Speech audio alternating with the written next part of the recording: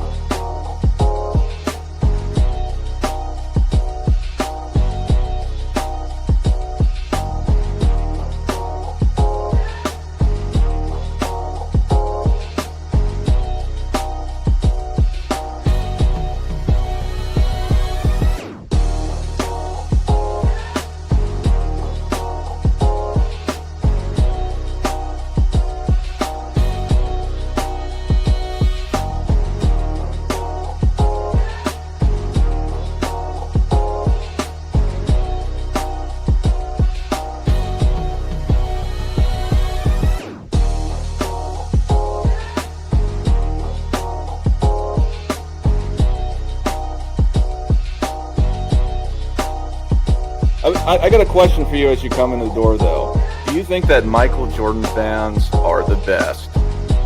I'm a Michael Jordan fan. I'm a Kobe Bryant fan. I'm a LeBron James fan. I'm a fan of greats. So I can argue on every side of the coin on all of them. But do you think that Michael Jordan fans are the best? Are they the best?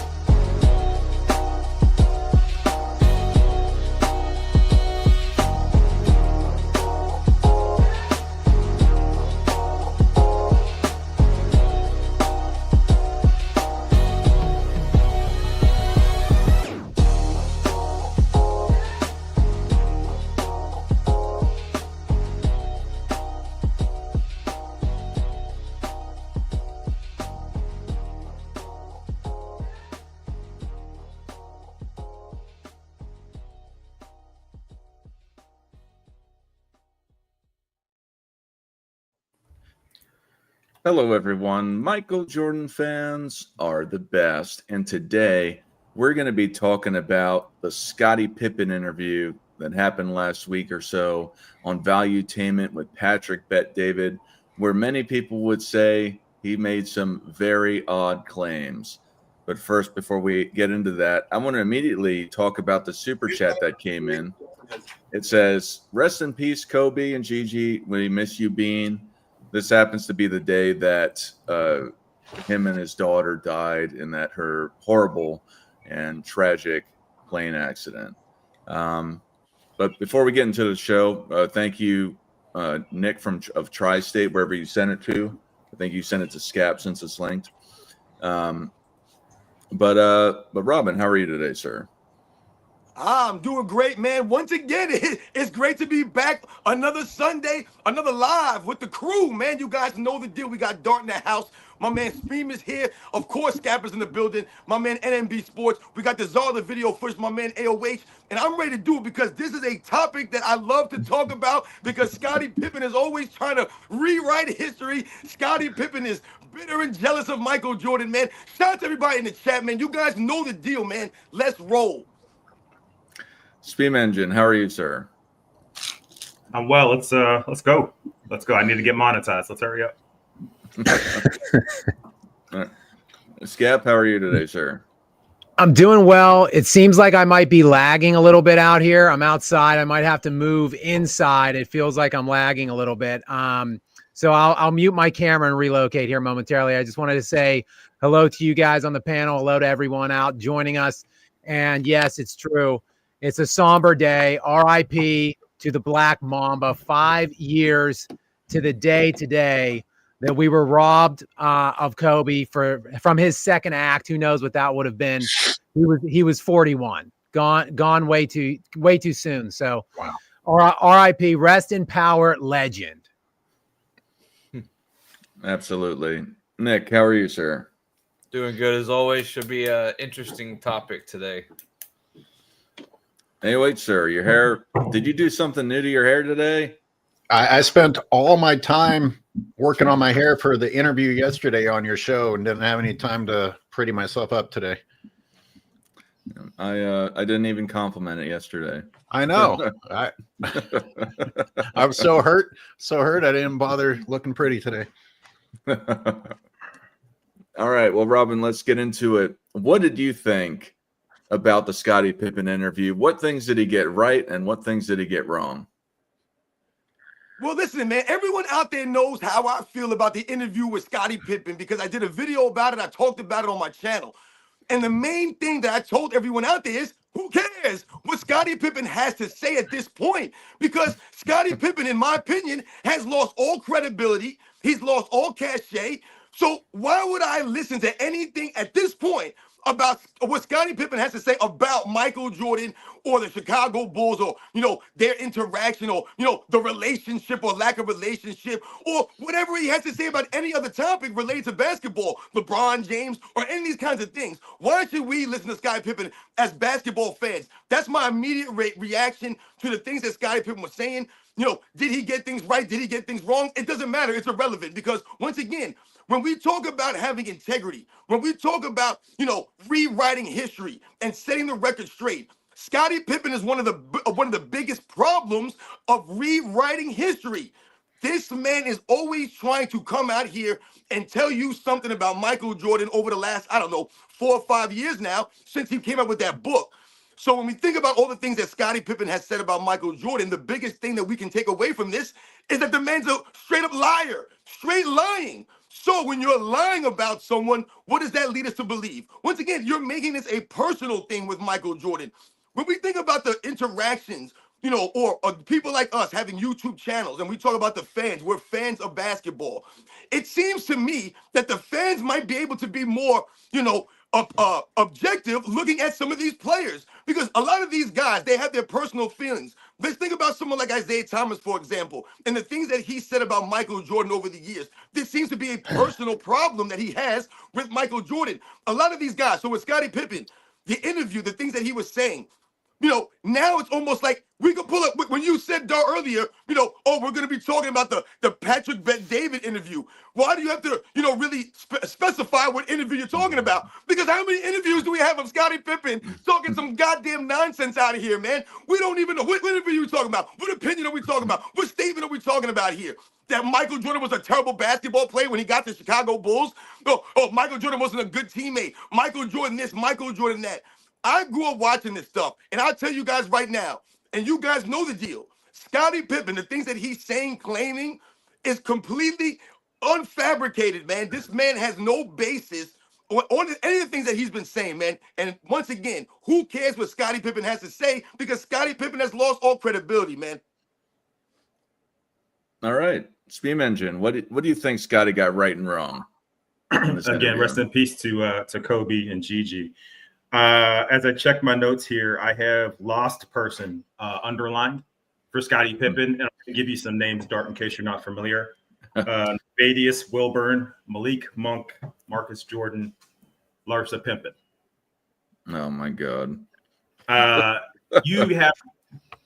You have your name out there linked like that and see how you come back, 6-7 months later.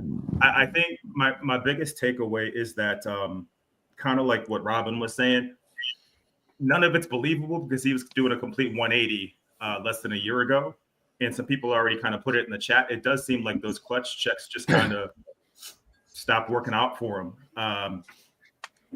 You can actually see in his face that he's like, there's no way he believes what he's saying without someone telling you need to be in like a padded facility for a few days. There's no way you can just operate like that with people around you and not have somebody tell you maybe you should sit down and relax for a second, right? I'm not familiar with the gentleman who did interview him, but the one thing I will say is that was like watching somebody abuse a victim for hours on end.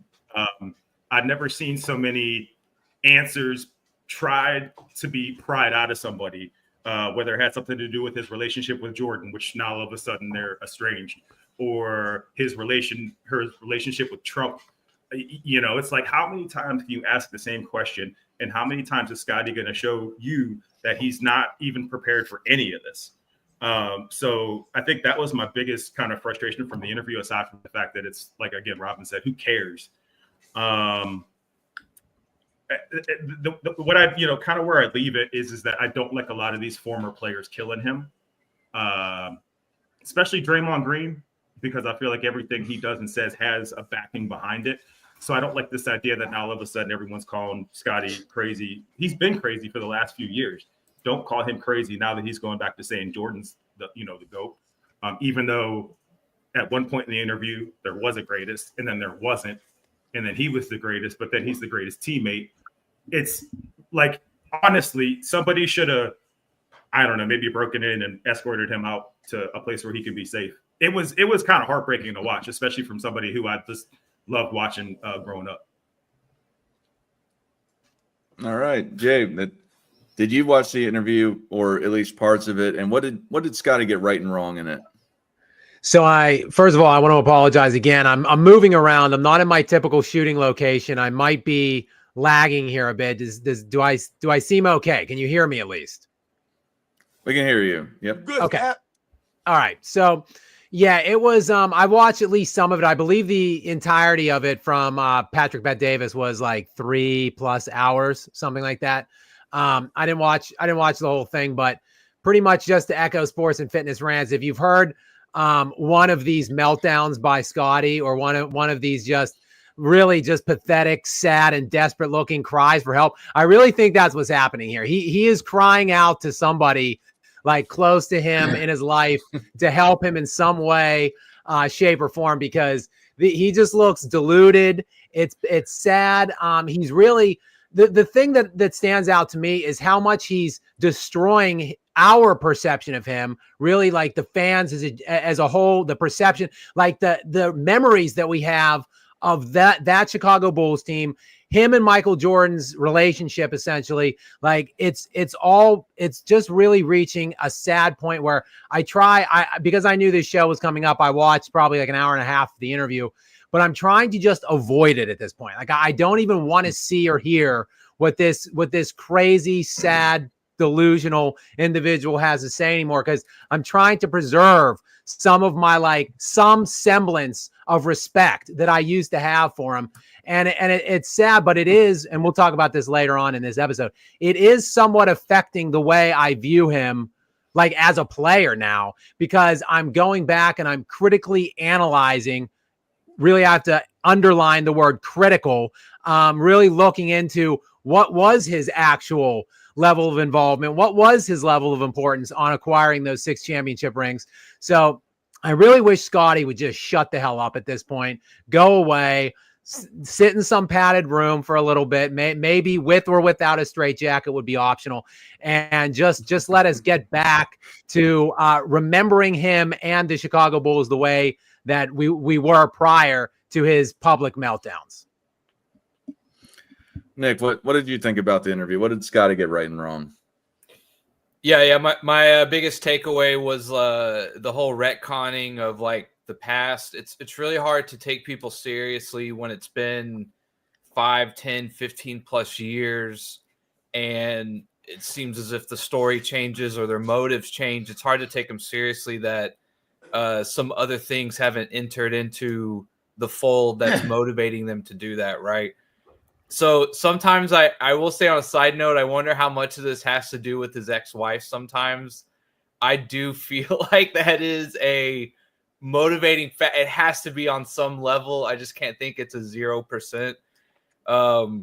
So yeah, I agree with what most of the people have said. Like if you've heard one Scotty interview, you've heard them all. I listened to it on like 1.5 speed, the most recent one. So I have like just a few notes here, right? He thought that Wilt had 13 rings. He got him and Bill Russell mixed up and still got the amount of rings wrong. I also thought it was ironic that his main argument for why he was ranked so high was simply because of rings. Whenever that seems to be what the other side of the people we usually debate. They say we only count rings. I found that a little ironic. I also found it really odd that they never had dinner together, just them two. I understand you have team dinners or something like that, or like banquets or whatever. But I found it really odd that they never had dinner together or never played golf together. That I still am trying to process that. I don't know what to take of that. But what did he get right? Let's try to play the other side of the argument, right? I think that he properly identified what's wrong with the NBA today. He said too many 3-point shooting, and he more specifically said 3-point shooting is individualistic. You don't necessarily have to run a play for the way they shoot threes these days, and it's really easy. I thought that was – I've never quite heard it explained like that 3-point shooting is individualistic, but I think that was properly identified as an issue. He also said the players have way too much control. I think that's something a lot of us tend to agree with. And then he also complimented that the average fan is a student of the game. And he said that when you hear criticism, if you think that the average fan doesn't understand the history of the NBA to the degree that you do just because you're a player, he thinks you'd probably be wrong, that the average fan is actually somewhat educated on the history of basketball. So I'll say that, and then we can go from there. Amazing take. AOH, what? AOH, what did Scottie Pippen get right and wrong in the scenario? Well, he backtracked a lot of his trash talking. Like he had a period of time there where he was saying that LeBron was better than Jordan and things like that, and he kind of like flipped completely. But yeah, a lot of people didn't hear this because I put it in my members section, but I basically echoed sports and fitness rants. I was like, it doesn't matter what he says. He showed us that he can't, he has no integrity. And again, there's just too much emphasis put on people's opinions. LeBron fans scramble when someone comes out and says something in favor of LeBron. And it's like, oh, that must mean that he's the GOAT. And it doesn't. It's somebody's opinion. And today, more than ever, it means that somebody's bought opinion. Gary Payton thinks that LeBron James has good handles.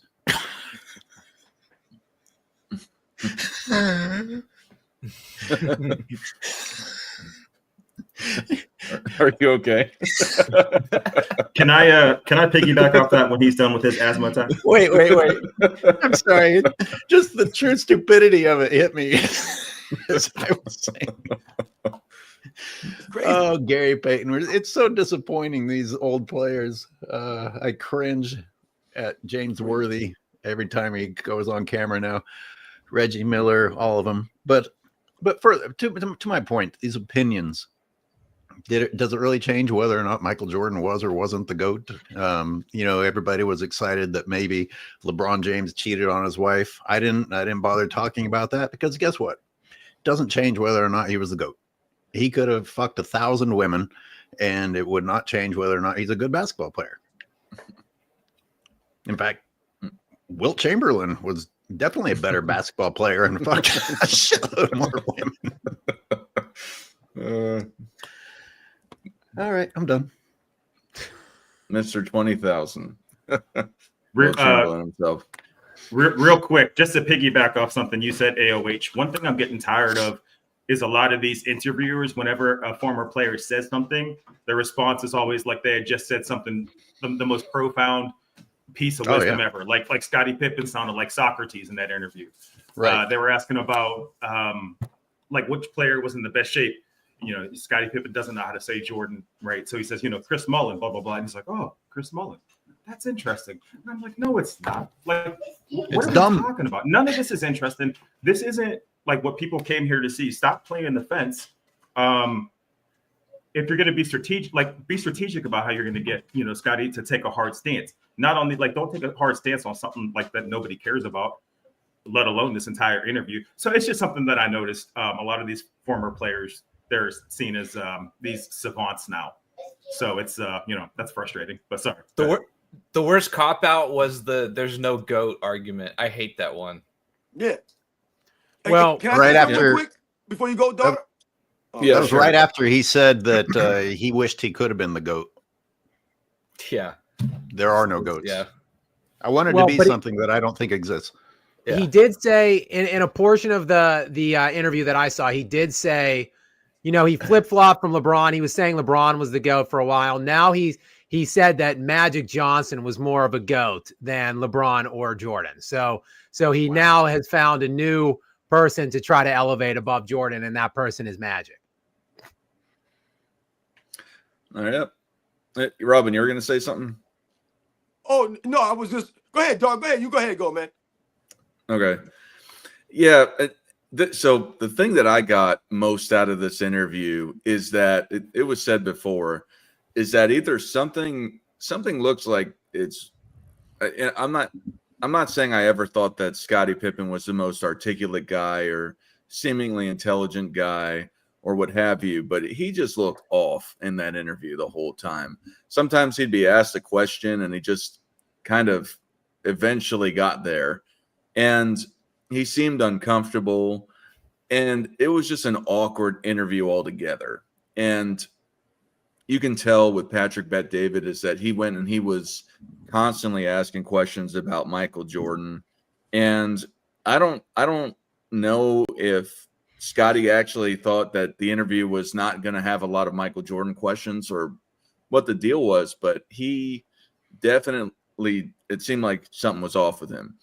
The thing that I think he got most right, and this was covered, so I won't get in the length of it, is really how the players are taking over and that they're soft, that they don't play all the games, that they are, the load management, that they're crying about things and that they don't even try to play the game. So I think he got that right.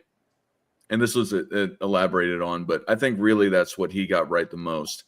And then I think what he got wrong the most is talking about the whole, and this is just my opinion, that there's no GOAT in team sports, because pretty much everywhere it's in discussion that there's a GOAT in team sports. And I think with basketball, out of all the sports, that is the most prevalent because the roles are a lot more equally responsible for the team's success. Not to say that in other sports they're less, but the roles are so profoundly different in other sports. If it's baseball, if it's football, there's certain rules for what you can and can't do. Basketball, you're all playing the same role, the same responsibilities with the same rules. So I think he got that wrong. I really do believe that there's a GOAT. And I thought I really, just to bring it back to what I led with, it was weird, man. I felt uncomfortable watching it because he seemed like he was on drugs, or if he's just losing his mind or what the deal is. But, and I know generally speaking, he's never been the most articulate guy. It just made me feel uncomfortable watching it at the same time. It just seemed like I don't know. Maybe he just didn't want to be there and he needed the money. There's something off though, or I felt. Yo, but listen, it all goes back to when we talk, Nick, you were talking about the things that Scottie Pippen said that, may have sounded like someone who knew what he was saying. It all goes back to the opinions. We talked about the opinions. Like, everyone can have an opinion and it's all great, but once again, you must be able to explain your opinion, but more so importantly, for you to have people believe your opinion or to always, listen to what you have to say, your opinion must be consistent. You must be consistent with these things. Whether you agree with everything that I say or not, a lot of people do not agree with everything that I say, but I remain consistent with a lot of these things, man.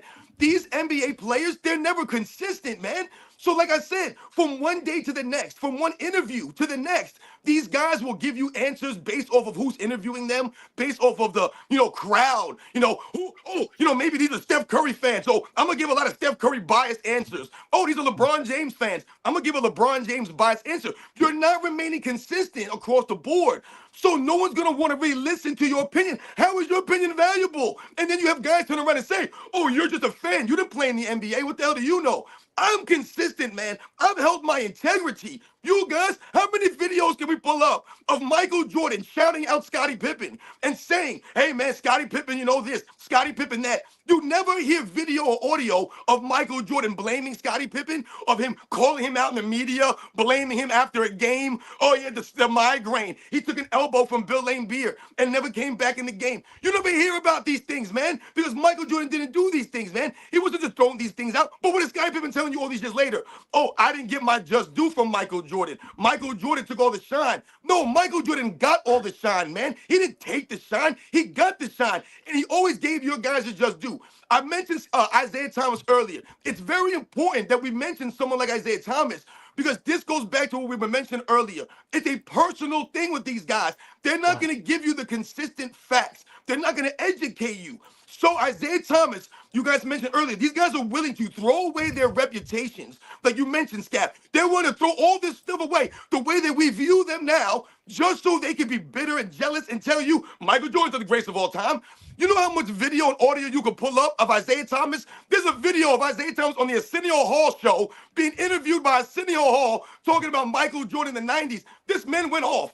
Go pull up video and audio of Isaiah Thomas covering the finals in 1997 and 1998. The things he was saying about Michael Jordan. Then you listen to him talk about Scottie Pippen. Then go pull up the audio of Isaiah Thomas talking about how Scottie Pippen didn't want him on the Dream Team and who the hell is Scottie Pippen to not want me on the Dream Team. Well, I thought you just said that Scottie Pippen was actually better than Michael Jordan as an all-around player, and he was the reason that the Bulls were started winning. Which one is it? Then go listen to the audio of Scottie Pippen's Hall of Fame speech and who he asked to induct him into the Hall of Fame. And listen to what he said about Michael Jordan. You sound like a complete hypocrite who's bitter and jealous of Michael Jordan all these years later, man. It's insane. Yeah. All right, let's get into the super chats before we get to the next question. Nick from Tri-State, I think he's please.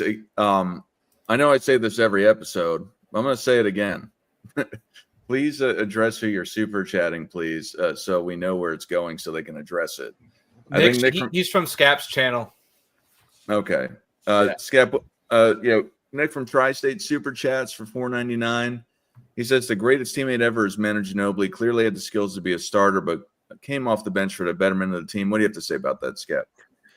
Well, Nick, thank you for watching. Thank you for the super chat. I mean, I think Ginobili. I'd have to think who I would determine the best teammate is, but Ginobili certainly was a great teammate. He certainly could have been starting for probably almost any team in the NBA during the span of time he was in his prime, and he was coming off the bench for the Spurs just for the betterment of the team. That was that Ginobili. People talk about the Ginobili Parker Duncan pairing, like, you know, saying that Duncan realistically didn't have all that much help. Ginobili and Parker, Hall of Fame players, and I think all-star caliber, all-star level players. Ginobili was also a very clutch player, and he oftentimes he did kind of operate in the clutch times, sometimes even over Duncan at times. So absolutely, as a big Kobe guy growing up, Ginobili was always a fly in the ointment for me whenever those teams were playing. So nothing but love for Manu. And again, Nick, thank you for the super chat. Another one came in with Mr. T. It says, does Westbrook prove Jokic is a better teammate than LeBron? I think this is also to use Gap, but I'm unsure. But yeah, we'll say it's for you. Yeah. I mean, there's no doubt that Jokic is a better teammate than LeBron. Jokic is the ultimate teammate. There is no one that denigrates Jokic's teammates, talks more shit on them than me. I have been out here slandering the hell out of Jokic's garbage-ass supporting cast for basically an entire year now, and all Jokic does is nothing. He just celebrates them. He uplifts them. He never asks for anything else. He never asks to be traded. He never asks for more help. He doesn't even want more help. You know, whenever Kobe failed in 2007 and lost to Boston, got obliterated in that closeout game in Game 6, he was talking to Michael Jordan, and Jordan said to Kobe, figure it out.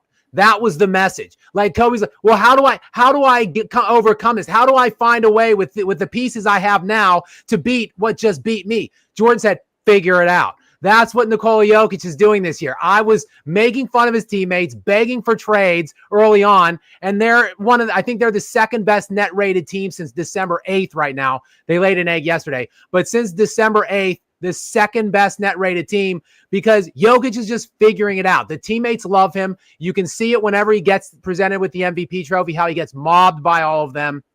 He's beloved. Jokic is everything that the media has been telling us LeBron is for years. Jokic is the one with the high basketball IQ. Jokic is the one that makes his teammates better. So absolutely, Mr. T. I think that the emergence, or I should say the resurgence of Russ in Denver this year just highlights it even more, what we already knew. Jokic just trumps LeBron in that category among many other categories, may I add. I was thinking about you too the other day, how Robin and Scap get a little bit heated about Jokic. And you know, it's sad that the game has changed so much that we really can't debate what Jokic would have looked like back in the 80s or 90s. We don't know, but the game has changed so much that changes it. I think Jokic's popularity right now has as much to do with anything as that he's the anti-LeBron. Like the people that are sick of LeBron, Jokic is a breath of fresh air. He is the anti-LeBron. Yeah, I mean the anti a lot of guys today, and I would throw Shea. I don't want to derail the Pippen thing, but I would throw like Shea Gilgeous-Alexander, who's obviously in that, and it's him and Jokic for MVP right now. He's another quiet, understated guy. I mean, when you see these just baby players today, these egotistical, narcissistic people just whining about themselves, what they need, what the kind of help they have to have. And if they don't like it, will trade me like Jimmy Butler. We're embroiled in that right now with him.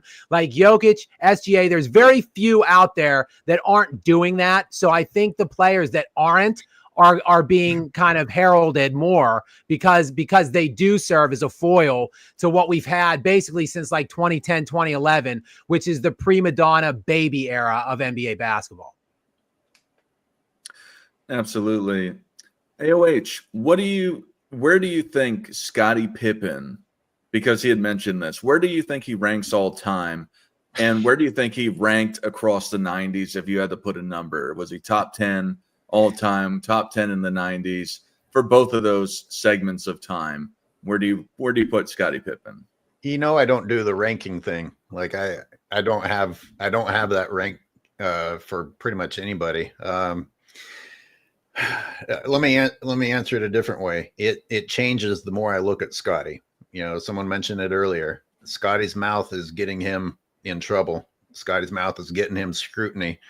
And I was willing to believe that he was the great teammate, the perfect fit for Michael Jordan. And now I think that Michael Jordan was just going to make whatever he had work.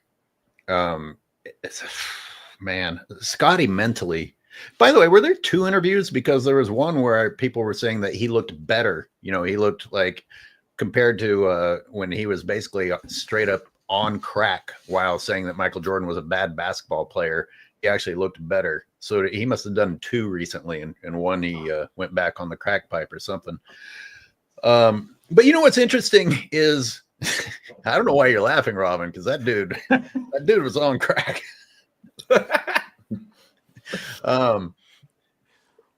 People were saying that Scottie didn't like, you know, that they showed him refusing to come back into the game, that clip when Michael Jordan had retired. What did Scottie think they were interviewing him about that moment for? Where were they going to put that footage? Was this just for fun, a private conversation? I don't understand. What did Scottie think was going to be done with this interview footage where he talks about why he didn't come off the fucking bench? He gets weirder and weirder. And on your interview with me yesterday, I said Scottie Pippen made me realize, oh, wait a minute, there was some of this diva complaining about contract stuff going on back then. You know, it's not just today. It's really bad today. But I was like, wow, Scottie Pippen was actually one of them. Getting surgery during the season instead of the off season, making speeches. Hey, I may not be here next year. Thanks for everything and all that crap. Yeah, sorry, I don't know where I would rank him. I watch some of those old games, and sometimes I'm like, wow, okay, Scotty was pretty good, and then I'm watching him like, shit, that guy was a burden to carry. He wasn't consistent, I'll tell you that much. All right. Nick, where do you have Scotty all time and in the 90s? Yeah, I mean, again, I don't have like my top 50 necessarily played out, but I'd probably put him in the 35 to 45-ish range all time, I feel. Is probably where I would end up ranking him. In one hand, I feel for him because it's just one of those things where he'll always be outshadowed by Jordan, and it is what it is. But I think he had his opportunity when Jordan was retired, and along with some other things that to really elevate him, he had a couple opportunities there where he just didn't quite deliver. So I think in terms of him being a number one option, I don't think people really will ever consider him as that. So I probably put him in my top 40-ish range. It's probably where I'd put him. For the 90s, he's probably in that top 8 to 15 range, I would imagine. There's definitely some guys who are ahead of him all time with what they were able to accomplish. But again, winning 6 in the 90s can't be denied as the second best player. And he definitely had a great skill set, could do a lot of things. I'd probably put him, he's probably on the cusp of like top 10 in the 90s, I would say. Sorry to interject, but would any of us be ranking Scotty in the top 40? Do you think we'd be having this conversation if he hadn't been teammates with Michael Jordan? Or would he have disappeared into oblivion of someone who was talented, but is in the mix of all the other talented people that have come and gone? Can you recontextualize that? Or are you saying if he didn't play with Jordan, this conversation wouldn't? That is what I'm saying. I mean, I guess it depends. I mean, I do think Scotty is a great number 2 guy, and depending on who he gets teamed up with, I could see him being as good as he was, possibly with someone else. Does he win 6 without Jordan? Probably not. Could he have won a few? I don't think that's crazy to say. Well, they played in the same time. If he's not on Jordan's team, he's playing against him, which means he's not winning. Jordan's winning those matchups. Agreed, but I'm just saying, like, let's say he somehow got teamed up with Akeem or something like that. That'd be quite a that'd matchup. Be interesting.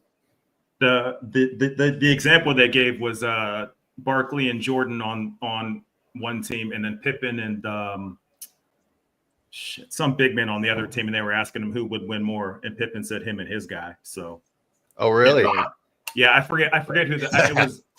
It was Chuck and Jordan on one side, and I can't remember. It was like these embarrassing scenarios coming from the interviewer, just switching players in and out, kind of like how people complain when we do it. But his was like all over the place. Here's what I will say is, like, I don't think Scotty can be a number 1. That's what I think. I don't think Scotty can be your number 1, and maybe he gets 1, but I don't think he gets more than that as a number 1 guy. All right, Scap, what do you got to say? Where do you have Pippen all time, and where do you have him in the 90s?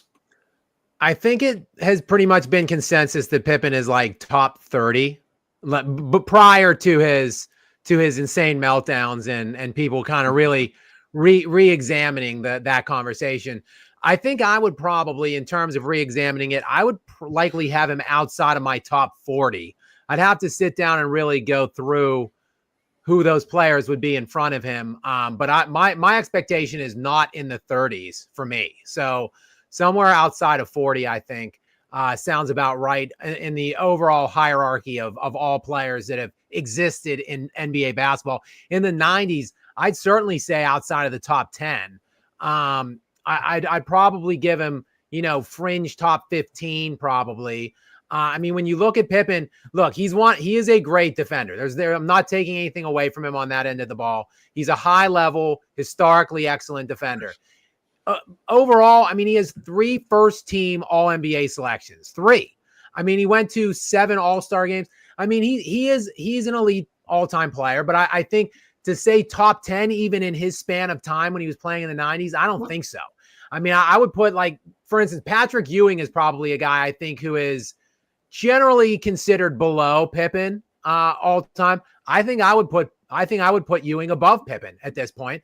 And certainly in the span of time that their playing was overlapping, I would put Ewing above him. So yeah, I'm cooling more and more on Pippen, the more and more context I get about it, because quite frankly, there's some things that need to be questioned. And again, it's sad if he just shut his mouth, people would just be going around and thinking he's top 25, top 30. And that's probably what reality most of us would be living in. But when you really dig into it, yeah, I think he's looking more, dare I say, overrated by the day.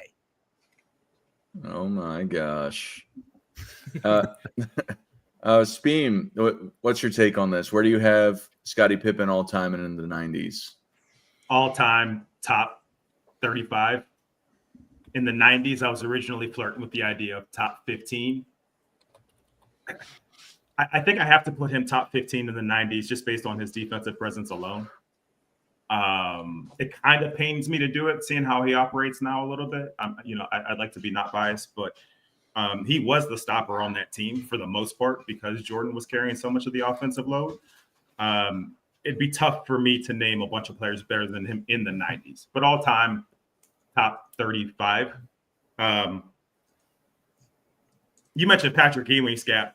If I'm him, and Scottie Pippen dunked on me like that one time, and now we see how he moves. Like, I feel like you have to say something, right? Like, you guys let this man dunk on me, and now you see he can't even keep control of his life. So, I guess he won. I won. I don't know. Just someone's got to say something. So I had to check this because I recently did an interview, or not an interview, a debate with Steph Curry versus Bob Cousy. Now, y'all may be surprised, but Steph Curry only has 4 first-team All-NBA selections.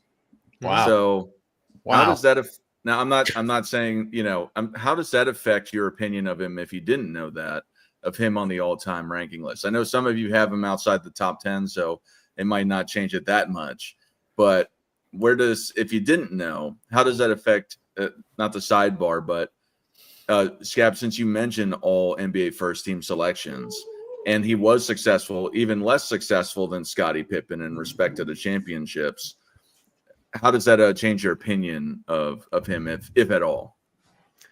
Dart, you're gonna get me in trouble. See, with my subscribers, I try. Look, I don't intentionally talk up Steph Curry. But I also try to stay away from him a bit because you trash him all the time. Well, not as much as I could, AOH. And this is why, because most of my subscribers and followers really like Steph, and they're constantly trying to get me to come around on him. But I quite frankly think very little of Steph Curry. I think you can put him with being the quote unquote best shooter ever, the 4 championships, 2 MVPs. I guess he's kind of crawled into top 15 range, I suppose. But people talking about him top 10, top 5, greatest player. Are you out of your freaking minds, people? Are you watching it? This guy's like the 5th best defender on his team, basically. He's essentially a liability defensively. And literally look at his pre-Steve Kerr career. I mean, pre and post Steve Kerr, it is night and day. Like Kerr has really, I think, in a large way, I think is responsible somewhat for Curry and the system that they play within. So I'm well aware that he only has the 4 first teams, and it doesn't really change anything, obviously. And I think what it is, Dart, a lot of people that follow me, I guess, dislike LeBron. So they look at Steph as kind of like the guy that thwarted LeBron throughout his prime, I think. So kind of like the enemy of my enemy is my friend kind of deal. They'll uplift Curry in a way, same way that kind of AOH was inferring that a lot of people are doing with Jokic today. I think that might have been Curry maybe like 5, 6, 7, 8 years ago. But when we're going all time though for Steph Curry, I'm not really that high on him. So yeah, like we can kind of lump him and Pippen. 3, 4 first team All NBA selections, like That means you were the best player at your position 3 times. And for Pippen, what, 16-ish years? For Curry, he's 36 years old, probably 16-ish, 17 years. He's the best player at his position only 4 times. Yeah, I think that has to affect you in some kind of way. Think about winning. When I talked about Pippen earlier, a lot of the reasons that Pippen is thought of as highly as he is, it's because he was part of that six-peat. Now, if Steph Curry had had a teammate that took the pressure off of him all the time, the way that the brief period of time with Kevin Durant did, Curry would have a lot more championships, and you'd probably be forced to think about his greatness differently just because winning would be associated with it. Like his effort on the court, I think you need to commend. If he's a bad defender or not, well, LeBron James has been the worst defender on his team for 5 fucking years, and we still have to hear about his greatness and that he's carrying the load on the offensive end, which is also a lie. I don't know. I think Steph Curry would have a lot more rings if he'd been paired up with another great, the way that LeBron has his entire career. Career. I got a question. Reggie Miller or Scottie Pippen? You guys are For the killing me 90s. right now. For the 90s. Reggie I'm going to Miller. say Scottie Pippen. Scotty. I take Reggie Miller. Can I go? Can I give my take here? Yeah, Yes, go ahead. yes, Robin. Yep. So where you got guys Scotty are all getting time me and in the sidetracked. I 90s? had something I want to say. You guys in the weeds with Steph Curry. Now, how about we get on Steph Curry, man? Goodness gracious. Listen, the thing that I'm getting from listening to you guys speak is the problem for Scottie Pippen is he doesn't have staying power on the all-time rankings. He doesn't have that. So what's going to happen? Yeah, maybe 20 years ago, you might have been thinking about Scottie Pippen as possibly a top 20 guy all time or a top 15 player all time. Maybe you thought the way about him, but you don't have the staying power. So like Scott was mentioning, over the years, you're going to start going down the rankings when the other greats that you played with in your era, the Karl Malones, the Charles Barkleys, the Hakeem Olajuwons, the Michael Jordans, those guys are going to have staying power in the all-time rankings. They're not going anywhere, those guys. Those guys are right where they are. Scottie Pippen is 30-something, 40-something. I don't know where he is, right? You don't know where Scottie Pippen is. If we think about the 90s, man, there's no way you can even argue Scottie Pippen's close to being a top 10 player in the 90s. Because what are you guys talking about here? You guys mentioned Steph Curry. Steph Curry's the leader of a team. All right, he's the leader of a team. No matter how we feel about him, he's the leader of a team. He is Steph Curry and the Golden State Warriors. Scottie Pippen was never that guy, man. You mentioned Reggie Miller. Are you kidding me, Dart? Reggie Miller was the leader of the Indiana Pacers.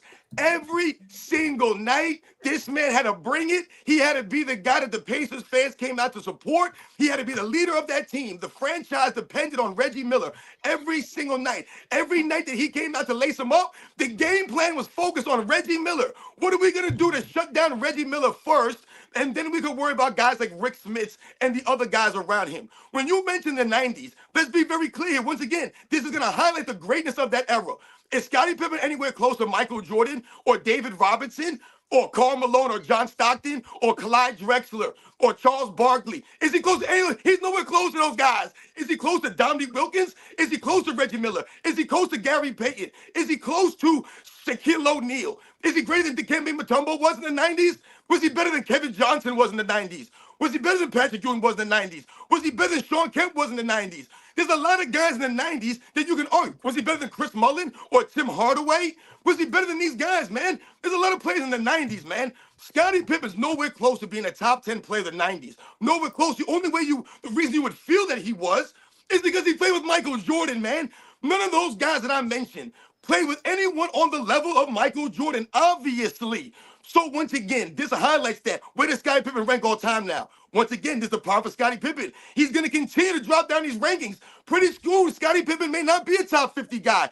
Is Scottie Pippen going to be greater all time than Nikola Jokic? Is Scottie Pippen going to be greater all time than Giannis Antetokounmpo? Is Scottie Pippen going to be greater than a lot of these guys that are coming up now? Is he going to be greater all time than Victor Wembanyama is in 10 years? You don't even know. If Victor Not even Wembanyama close. goes out and wins 3-4 MVPs, all of a sudden, you're not even thinking about Scottie Pippen being greater than him. So he's going to continue to fall down the rankings. The main reason being he was never the lead guy, the number one guy. All of those guys I mentioned, they were the leader of franchises for years and years and years. They were the main attraction. They were the team that the team that everyone was game planning for. And Scottie Pippen was never that guy, man. Those are the facts.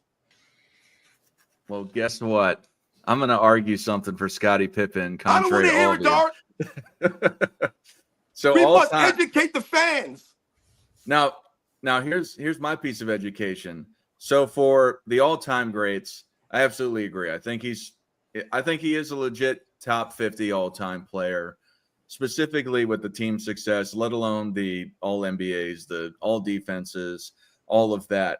Now, when we're talking about the 90s, though, and we're talking greater, not better, when we're talking about the 90s, he's got a ton of all NBA defense selections. He's got a lot of all NBA selections. I think it's 7 all NBA and then 10 all defensive selections. He was a steals champion. He was an all-star game MVP. And I know, Scap, you were talking with Gilbert about this. He was not the first option in any way for being a scorer. But through everything else, all other statistical categories, he either led them or he was second in respect to a lot of the time that he was there, along with Michael Jordan. He had a huge lift on that team. It's not that he was particularly a Robin. He was a Robin on scoring. He was definitely not the scorer. So when I think about that, and I think about the 6 championships where they dominated the 90s, we're only talking about the 90s, I think you got to put him in there because there's only a couple guys that I think that you can put above him, which is guys like Michael Jordan, of course.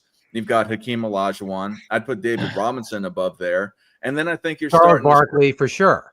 What? Karl Malone? I don't- Charles Barkley, Stockton? Malone, Payton. No, I'd say I- even come Gary on, Payton. Patrick Ewing? maybe No, you're Malone. not Maybe educating Malone. the people, I man. think he might be top 5, but I think he's definitely a top 10 all-time player. I think you're Shaquille pulling a O'Neal, Gilbert Arenas on Penny us and just Hardaway. trying to say ridiculous shit.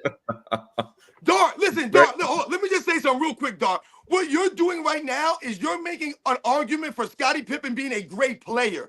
No one's disagreeing with Scottie Pippen being a great player. That's the mistake you're making right now. A lot of people do that now. You see them in the comment section. Oh, you guys are tearing down Scottie. He's got all these defensive selections, blah, blah, blah. You know, Scottie Pippen said one time in an interview that he never won Defensive Player of the Year award because the media was too busy watching Michael Jordan. And I laughed at that. And I said, Scottie Pippen, my man, the reason why you didn't win Defensive Player of the Year award in your career is not because you weren't an all-time great defender. It's because of the era you played in. Look at the damn guys you're playing with. You got Dikembe Mutombo, Hakeem Olajuwon, David Robinson, Michael Jordan, Gary Payton. I mean, these are some of the greatest goddamn defenders in the history of the damn game. And you're going to act as if you didn't win it because you were out there going against Rudy Gobert and Draymond Green?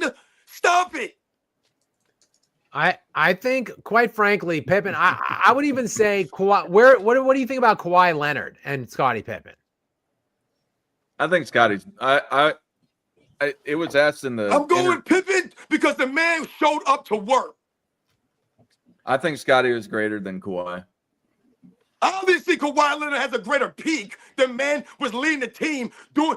When I saw Kawhi Leonard doing against the 2017 Warriors in the Western Conference Finals in that game 1, I'm telling you guys right now, this man could not be stopped. They had he made Kevin Durant, Steph Curry, them dudes look silly out there. Go watch that first half. Zaza Pachulia ruined that man.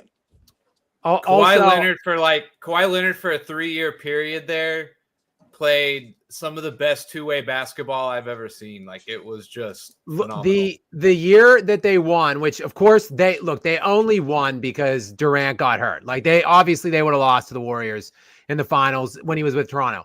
But he has that title as the number one guy by far. I believe he averaged 30 points per game in the playoffs for the whole playoff run during that title with Toronto. It is a rare feat to average 30 points per game for an entire postseason run. It is extraordinarily rare. And win a championship. I'm sorry, to average 30 and win a championship. In fact, off the top of my head, I don't think LeBron James has ever done it. Not one of his 4 titles did he average 30 per game for that run and then win. So Kawhi Leonard did that while being an elite defensive player.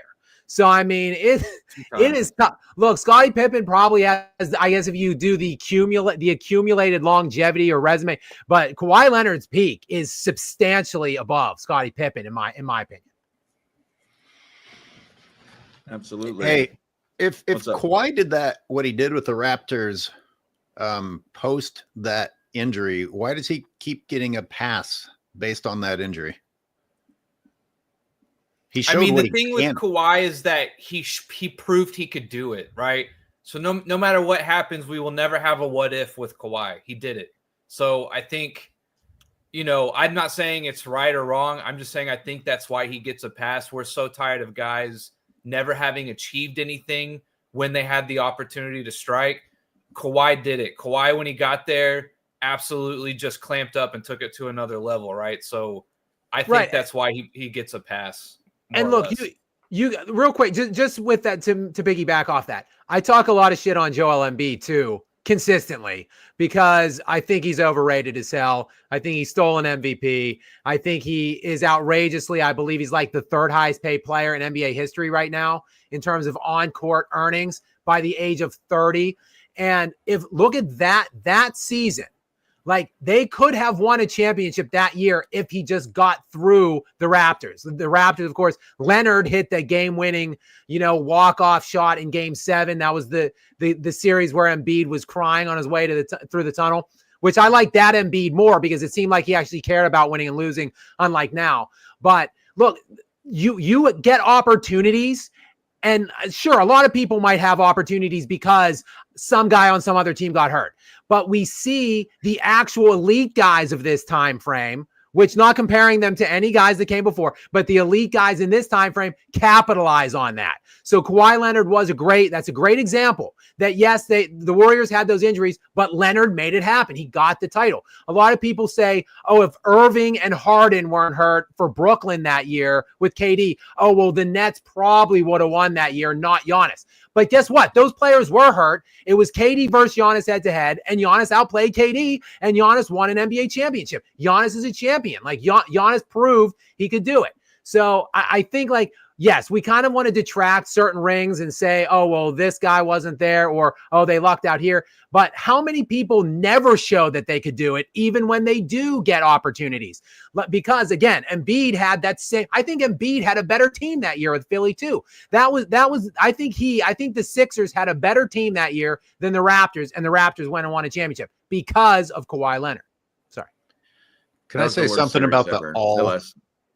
Terrible moment. Sorry. Anyway, just had to slide that in there. What's up, AOH?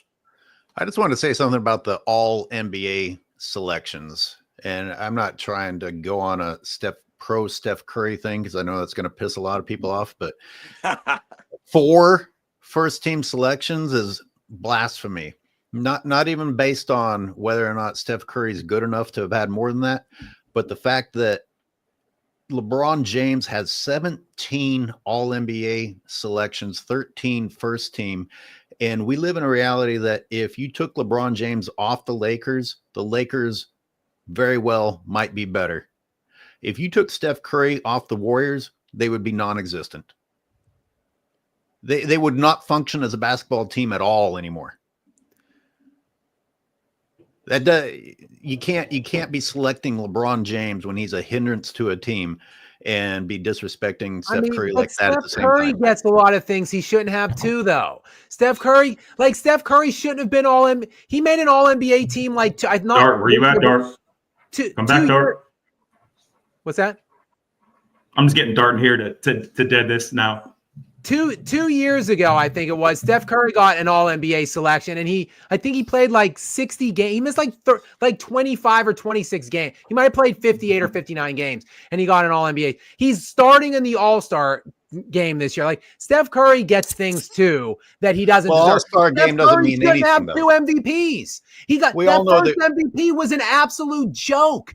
That first league MVP should never have had that. So Steph Curry he got 2 and 2 consecutive league MVPs, mind you. One of them, the only unanimous MVP ever. Okay. Steph Curry was selected as the only ever unanimous league MVP in the history of NBA MVP voting. So Then how can that be a don't joke? give me the woe is me, poor Steph Curry. He doesn't get enough stuff. He does. If you want to criticize LeBron and say he gets too much, fair. I'm obviously not going to give pushback on that. But Steph Curry's in the same boat, in my estimation, as LeBron James. He is a media golden boy through and through. Well, don't bring up all-star games because we all know that doesn't mean anything. That's fan voting and media voting. Sadly, all-star selections don't mean anything in terms of someone's greatness. They really don't. I mean, listen. When did they change the the All-NBA selections? When you talk about the All-NBA selections, there's different ways to think about this. Once again, who are we talking about and when are we talking about them? If you're talking about a Bill Russell versus a Will Chamberlain, for example, when you have these kinds of debates, oftentimes people will say, what? Oh, Bill Russell was the greater player. But if we look at the All-NBA first-team selections, it would happen to be Will Chamberlain who was getting them over Bill Russell. He was getting those first All-NBA selections. So what does that lead you to believe if you just look at that in a vacuum? Oh, Will Chamberlain was obviously the superior individual player. He was getting the All-NBA first-team selections. So if you think about it that way, is that a clear indicator of who was the greater player? Maybe not so. You can have another conversation and add different things. When you talk about some of the All-NBA selections that a player may have overall, let's say LeBron James, for example, you mentioned him. He has whatever he has, All-NBA selections. He has like 3 or 4 All-NBA third-team selections, let's say. Some of these guys have a lot of All-NBA third teams, but when you look at their resume, it says All-NBA. But it doesn't differentiate between first, second, and third. So we must think about the NBA when they brought in these kinds of things. When Michael Jordan, for example, first came in the league, they didn't have an All-NBA third team. When a lot of those guys played, they didn't have an All-NBA third team. So to be All-NBA or to be considered an All-NBA player on your resume, you had to be either first or second team. So that shows you that a lot of those guys were actually greater, but they don't have the All-NBA selections because there was no third team back in the 60s or the 70s. I believe they brought it in maybe the 88-89 season, I believe, was the first time they brought in the All-NBA third team. So these are the kinds of things to think about. The All-NBA first teams, really, what does it mean for Steph Curry, the amount that he has or doesn't have? Because who's getting the other All-NBA first team selections? Chris Paul or Russell Westbrook or James Harden? I mean, come on, man. What are we talking about here? All right, let's get into some of these super chats. So King Speech Row, I don't know who he super chatted. I don't know anymore. I think it was Scap though. King Speech Rose. Oh no. It's got to be Robin or AOH. It's got the link on it. I think it was AOH, I want to say. Okay. Scottie Pippen is the GOAT since his son is better in the NBA than both Bron's and MJ's. That seems to be the new criteria according to Bron stands. AOH, what do you want to say about that? It's just weird what Bron fans will select. Scottie Pippen's son being better than LeBron James's son by the same argument would mean that LeBron couldn't have ever been that good because of his bad genes. I don't know. It's just I got to pick and choose when I actually respond to things that LeBron fans say. Yeah. Nick But T. thank you for the super chat. If that was for me, I appreciate it. Yeah, this goes to either AOH or Robin again because it's linked. I guess since it's not mentioned, Robin, if you want to say something. Well, I don't really isn't a question. Just it's a $5 super chat to either you or AOH. And it says, wait till the playoffs, Nick, Tri-State, and ask the same question again. I guess it was responding to one of the prior question of they super chatting beef and stuff. Yeah, I guess so. That's a good gig. We need to get more beef super chatting on our channels. Hell yeah. You gotta pay Giuseppe to talk trash. It doesn't look like I've gotten any. So one of you guys got that. It had to be Robin then. Yeah. Giuseppe DeRosa says, love Scap question, opinion on the whole Jimmy Butler situation. What do you got to say about that, Scap? Giuseppe, love you too, brother. Thank you for the super chat. I appreciate you. What do I think of the whole Jimmy Butler situation? This is just utterly disappointing for me. I think Jimmy Butler was a guy who I really respected for several years because he was kind of an old school a throwback to the old school mentality, the alpha dog kind of mentality.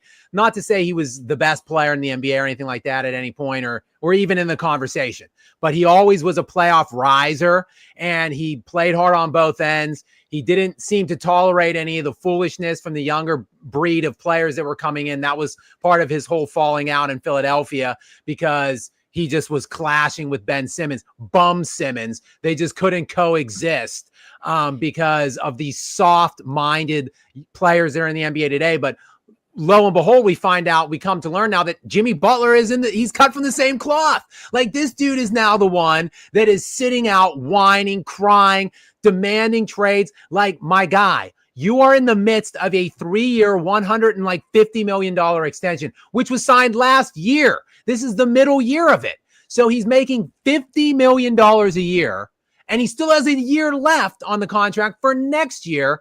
And all of a sudden, he doesn't want to be. He's lost his joy in basketball. Well, find your joy for $50 million a year, or go home, sit on your couch, shut the hell up, and stop collecting checks. Like, I wish there would be an adult in the room. I have hope that it might be Pat Riley. He might be that adult that tells him to go home, sit on your couch, shut the hell up, and stop collecting game checks, or come back, shut the hell up, and play. Because I'm so sick and tired of these players with multi-year left, with like literally $50 million remaining per year, whining and crying. You signed the contract. Play it out. Like, it is what it is. So that's my whole take on the Jimmy Butler situation. I'm disgusted with it. I'm disgusted with him, and I'm sad that it's impairing my once high opinion on this guy. I don't think very highly of him at all anymore. Yeah, he has suspended him a couple times. I agree with that disappointment, because even though I think that the Heat have talent-wise been overmatched against the Lakers, Jimmy always played better than LeBron, and one-on-one Jimmy always made LeBron look pretty foolish. So I enjoyed that at a minimum. But his behavior now, you nailed it with you have a contract and you have a job to do. Shaq defending what he said made me sympathize with Kobe maybe more than I've ever sympathized with Kobe. If Shaq's going around out there with just an absurd physical advantage over other people, but probably not the best attitude. And my God, like what Shaq just said recently defending Jimmy Butler still has me feeling a little sick to my stomach. Real quick, can I say to that?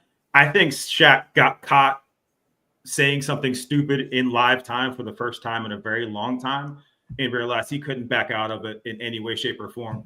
Because once he said that out loud, saying, pay me my money, or we're human, blah blah blah.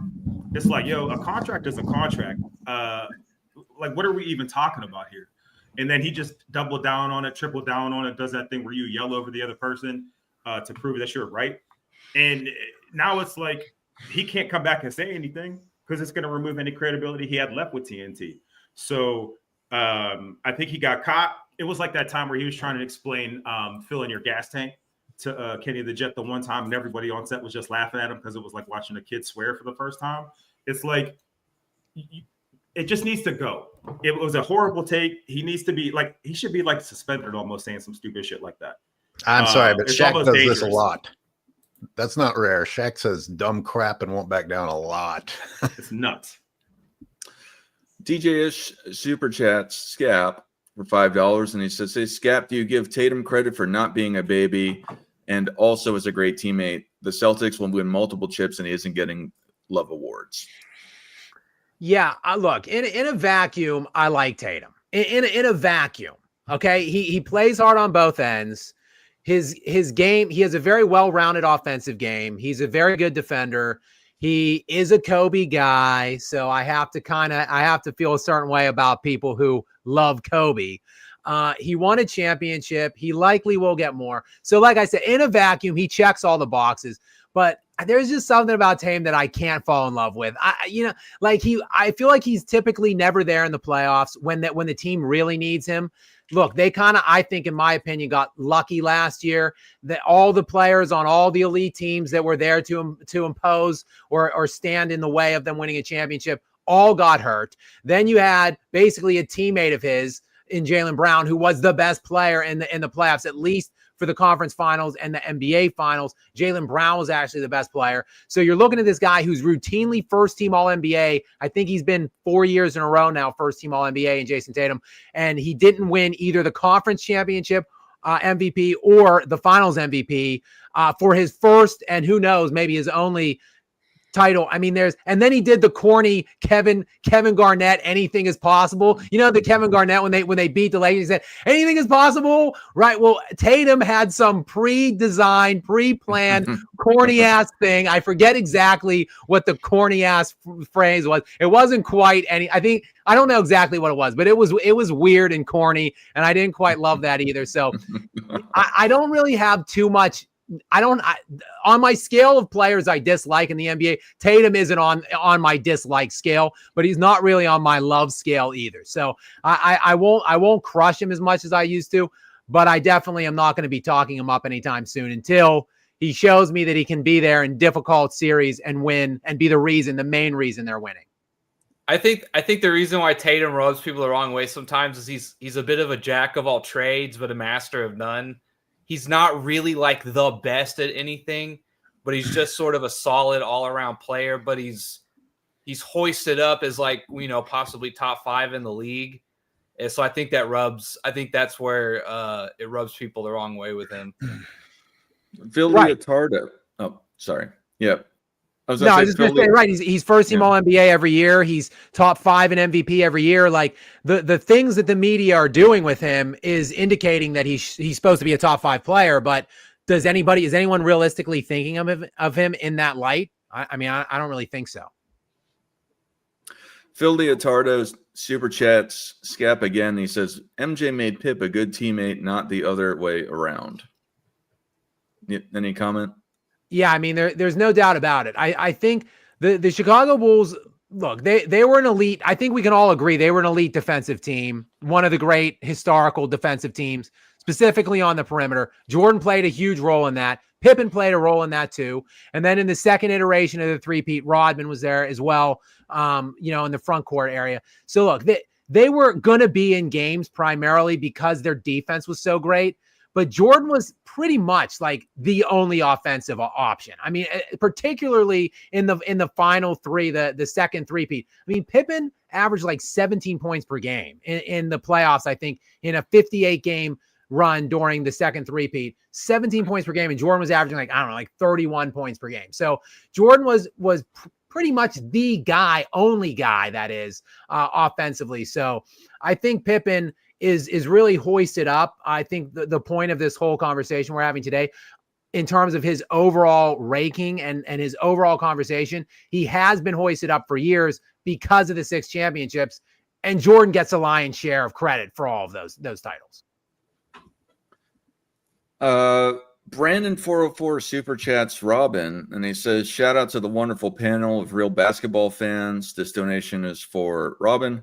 Jordan is the greatest competitor I've ever seen in my 40 years of sports. What do you have to say about that, sir?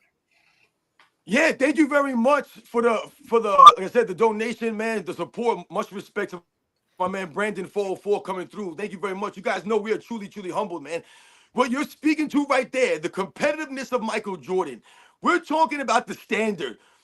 What you're talking about, what Scott was just talking about, Michael Jordan making Scottie Pippen a better teammate and, teaching him the ways. When people talk about, hey, Scottie Pippen, what if he played with Hakeem Olajuwon? He would have been Scottie Pippen. If he played with this, the difference that people are making, the difference that they're not realizing, it's not that Michael Jordan was such a great player, and that's what rubbed off on Scottie Pippen, right? All those other guys are great players. It was the things that Michael Jordan did that those other guys, they just didn't do it to Michael Jordan. You think that they practiced like Michael Jordan, those guys? You don't see the film or hear the stories about Patrick Ewing in practice or David Robinson. Actually, it's the other way around. I heard David Robinson didn't really like to practice that much. Those are stories that I heard about some of these guys. So when you think about Michael Jordan, it's not that he was such a great player, man. It was the competitiveness of Michael Jordan. He wanted to win, man. The greatest competitor in all the sports, man. All the sports, there's no one on Michael Jordan's level, man. Everyone knows that. This man is competitive about everything. Everything. That was the difference that Phil Jackson said about Michael Jordan and Kobe Bryant. Michael Jordan was competitive in basketball to a degree, man. But Phil Jackson said that Michael Jordan was competitive in everything, man. Ping pong, chess, checkers. It didn't matter what the hell it was. This man was willing to cheat, steal, lie. It didn't matter. He's going out there to compete. He wants to win, man. So that's the difference between Michael Jordan. Scottie Pippen would have been a very good player without Michael Jordan. He's a very good player, but he would not have been a Hall of Famer, a great player without Michael Jordan. Michael Jordan was a great player without Scottie Pippen, but he was greater with Scottie Pippen. He was greater because of that dynamic they had between them. When you think about the dynamic duos in the history of the NBA, the one difference between a lot of those duos and the dynamic between Michael Jordan and Scottie Pippen is that the dynamic was on both sides of the ball. On both sides of the ball. And Michael Jordan didn't take away from Scottie Pippen on the offensive end because Scottie Pippen didn't need the ball on the offensive end. And Scottie Pippen didn't take away from Michael Jordan on the offensive end because, once again, Scottie Pippen looked for Michael Jordan on the offensive end. And on the defensive end, the synergy, like nothing, like you mentioned, Scap, the perimeter defense, what they used to call unleashing the Dobermans, they used to say it. The competitive Michael Jordan, yo, much respect. Dart, real quick, if you just give me a little bit of leash here. I want to respond to that real quick and just mention something that brings the whole conversation around and also mentions Kobe too on this Kobe's day here. One of the things that was intriguing to me in the Patrick Bet Davis interview with Pippen that we're talking about was the part where, and I think Nick, you mentioned it earlier, where Pippen and Jordan never had dinner together, and Pippen never even went to Jordan's house ever, other than he said when they were training, they trained together. I think in the second three-peat. So he would go in the mornings, they would work out in the off season, I think. But other than that, they basically weren't friends. They didn't hang out. And a lot of those things, a lot of those elements that I was hearing about were things that you always heard about Kobe Bryant. Like basically Pau Gasol was the first time that he opened up and became friends with someone. Other than that, like, he didn't go to clubs. He didn't hang out with the team. They never, like, Derek Fisher actually once said he had never been to Kobe's house in they played together for like 17 years. Like, you would think that they did seem like they had a good relationship, but he said he never went to Kobe Bryant's house. So there was a lot of commonality and overlapping there. And actually Patrick Bet Davis raised a good point in the interview with Pippen, where he said, like, guys that are so alpha, that is such an alpha, that sometimes they just feel like that's something that they have to do. They have to feel like they're the perpetual leader. They have to isolate themselves from everybody else. Like, I don't know if maybe that was a tactic that Jordan used or what it was, but one of the things that struck me in the aftermath when Kobe passed away, one of the things that surprised me the most of the people that were reacting and responding to it was how broken up Jordan was about it. And you saw how emotional Jordan was when he was giving the speech about Kobe. I mean, he was like just tears streaming down his face for like the first 10 minutes. And really was talking about how Kobe would text him at 2:00 in the morning, 3:00 in the morning, and they would talk strategy. They would talk, like, basically Jordan really was a big brother to Kobe. And in Kobe, when he retired, you kind of got to see, unfortunately, we didn't see enough of it because he passed away, sadly enough, but Kobe was a pretty amicable, friendly, outgoing, like, fun guy, which we never saw during 20 years, basically, when he's playing basketball. So maybe was he just trying to implement some of these strategies that he utilized, and that he was kind of helping coach Kobe along the way, mentoring him along the way to put that kind of pressure on the teammates. And I think what I'm just talking about, to round out Robin's point now, what he was just talking about, those guys, Kobe and Jordan, made practice a living hell. Like, they wanted to put their guys through hell, because if it was harder for them in practice than it is in the games, then there's no situation in a game that's going to seem too big or too much for them. So, and who does that? Like now, whoever did that really other that you can think of other than like those two guys. So that was just an interesting point that kind of clicked when you guys were talking. So sorry to hijack, but I just wanted to lay that point in. That was great. I think Michael was such an alpha that he could only hang out with other alphas, and even then he would feel like he's the alpha of those alphas. I don't think he would enjoy hanging out with someone like Scotty. I just don't think he'd actually enjoy his time with him. I could see him maybe hanging with Kobe for a little bit, but you know what they say about really, really confident men, they don't really need an entourage, and they probably spend a lot of solo time. I think it says something about Scotty that Jordan didn't want to do that. Like Jordan had to develop Scotty. It's like, okay, you're a project of mine. You're not an equal. You're not someone I can go and actually relate to off hours. It's like a kid that he raised, not his friend. Yeah. Let's get to the next super chat. This is for Scap. It says Pip should get more credit as the year without MJ. He made it almost to the finals, and the team wasn't built around him. Also, he made MJ's job easier. DJS for $5 super chat. What? I see. This is going to come across as Pippen slander at this point. First of all, thank you for the super chat. I appreciate you. But I honestly look at Pippen when I evaluate his early days in the NBA. And even when Pippen was even, I think, all-star level in those early, those series that particularly the last two they played against Detroit, like he cost Jordan those series. And then like the Pistons were winning championships at that time. The Pistons basically were dominating the NBA other than the Bulls, and the Bulls were right there in like 6-7 game series with them. And Pippen was flat out choking in those series. So I really look at like how many, I think Jordan probably should have had at least probably 7 titles. If it wasn't for Pippen blowing of course, the migraine game is the one that's really sticking out, that 1 for 10 performance game. But I don't really see, I never really looked at Pippen as making Jordan's job easier. Like Pippen, again, was an elite defender. Jordan was every bit as good of a defender as Scottie Pippen, but he was like exponentially better offensively. I think if anything, like Pippen, who got a lot of his action on either fast breaks, on cuts to the basket, whatnot. Like, if anything, I think it was Jordan that made it easier on Pippen because there was so much attention being paid to him on the offensive end. The Pippen's offensive numbers might have been a little inflated, thanks to MJ, in my estimation. And then he carried him in the particularly the final ring run, the 98 one. Like Pippen physically was a shell of himself in that series, especially the final series. We all know the back was seizing up, going. I mean, Jordan, if he didn't get that game 6 where he makes the layup, then he strips Malone, then he comes down and hits the game-winning shot. Like, who knows? It's a little murky if that gets into a game 7, what Scottie Pippen's availability would have been. That game was in Utah. Like Jordan, I mean, I'm not saying Pippen made anything easier on Jordan. I think Pippen was pretty disposable in my estimate. I think you could have flipped Pippen out for another serviceable all-star level player, and Jordan's still winning as many championships as he got, if not more. I'll add on to that, but I talked a lot. Does anyone want to go first? But I really want to add on to that. No, okay.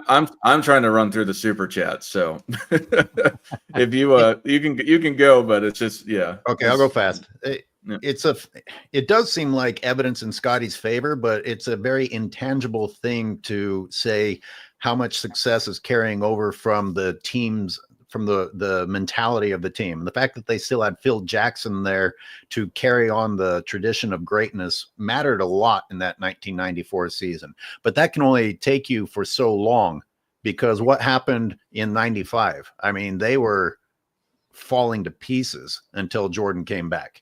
Yeah. Like near 500, I think, right? Like 34 and 31 or something like that. Right. And let's not exaggerate getting to the finals. Wasn't that the Eastern semi? Yes. Thank you, finals. AOH.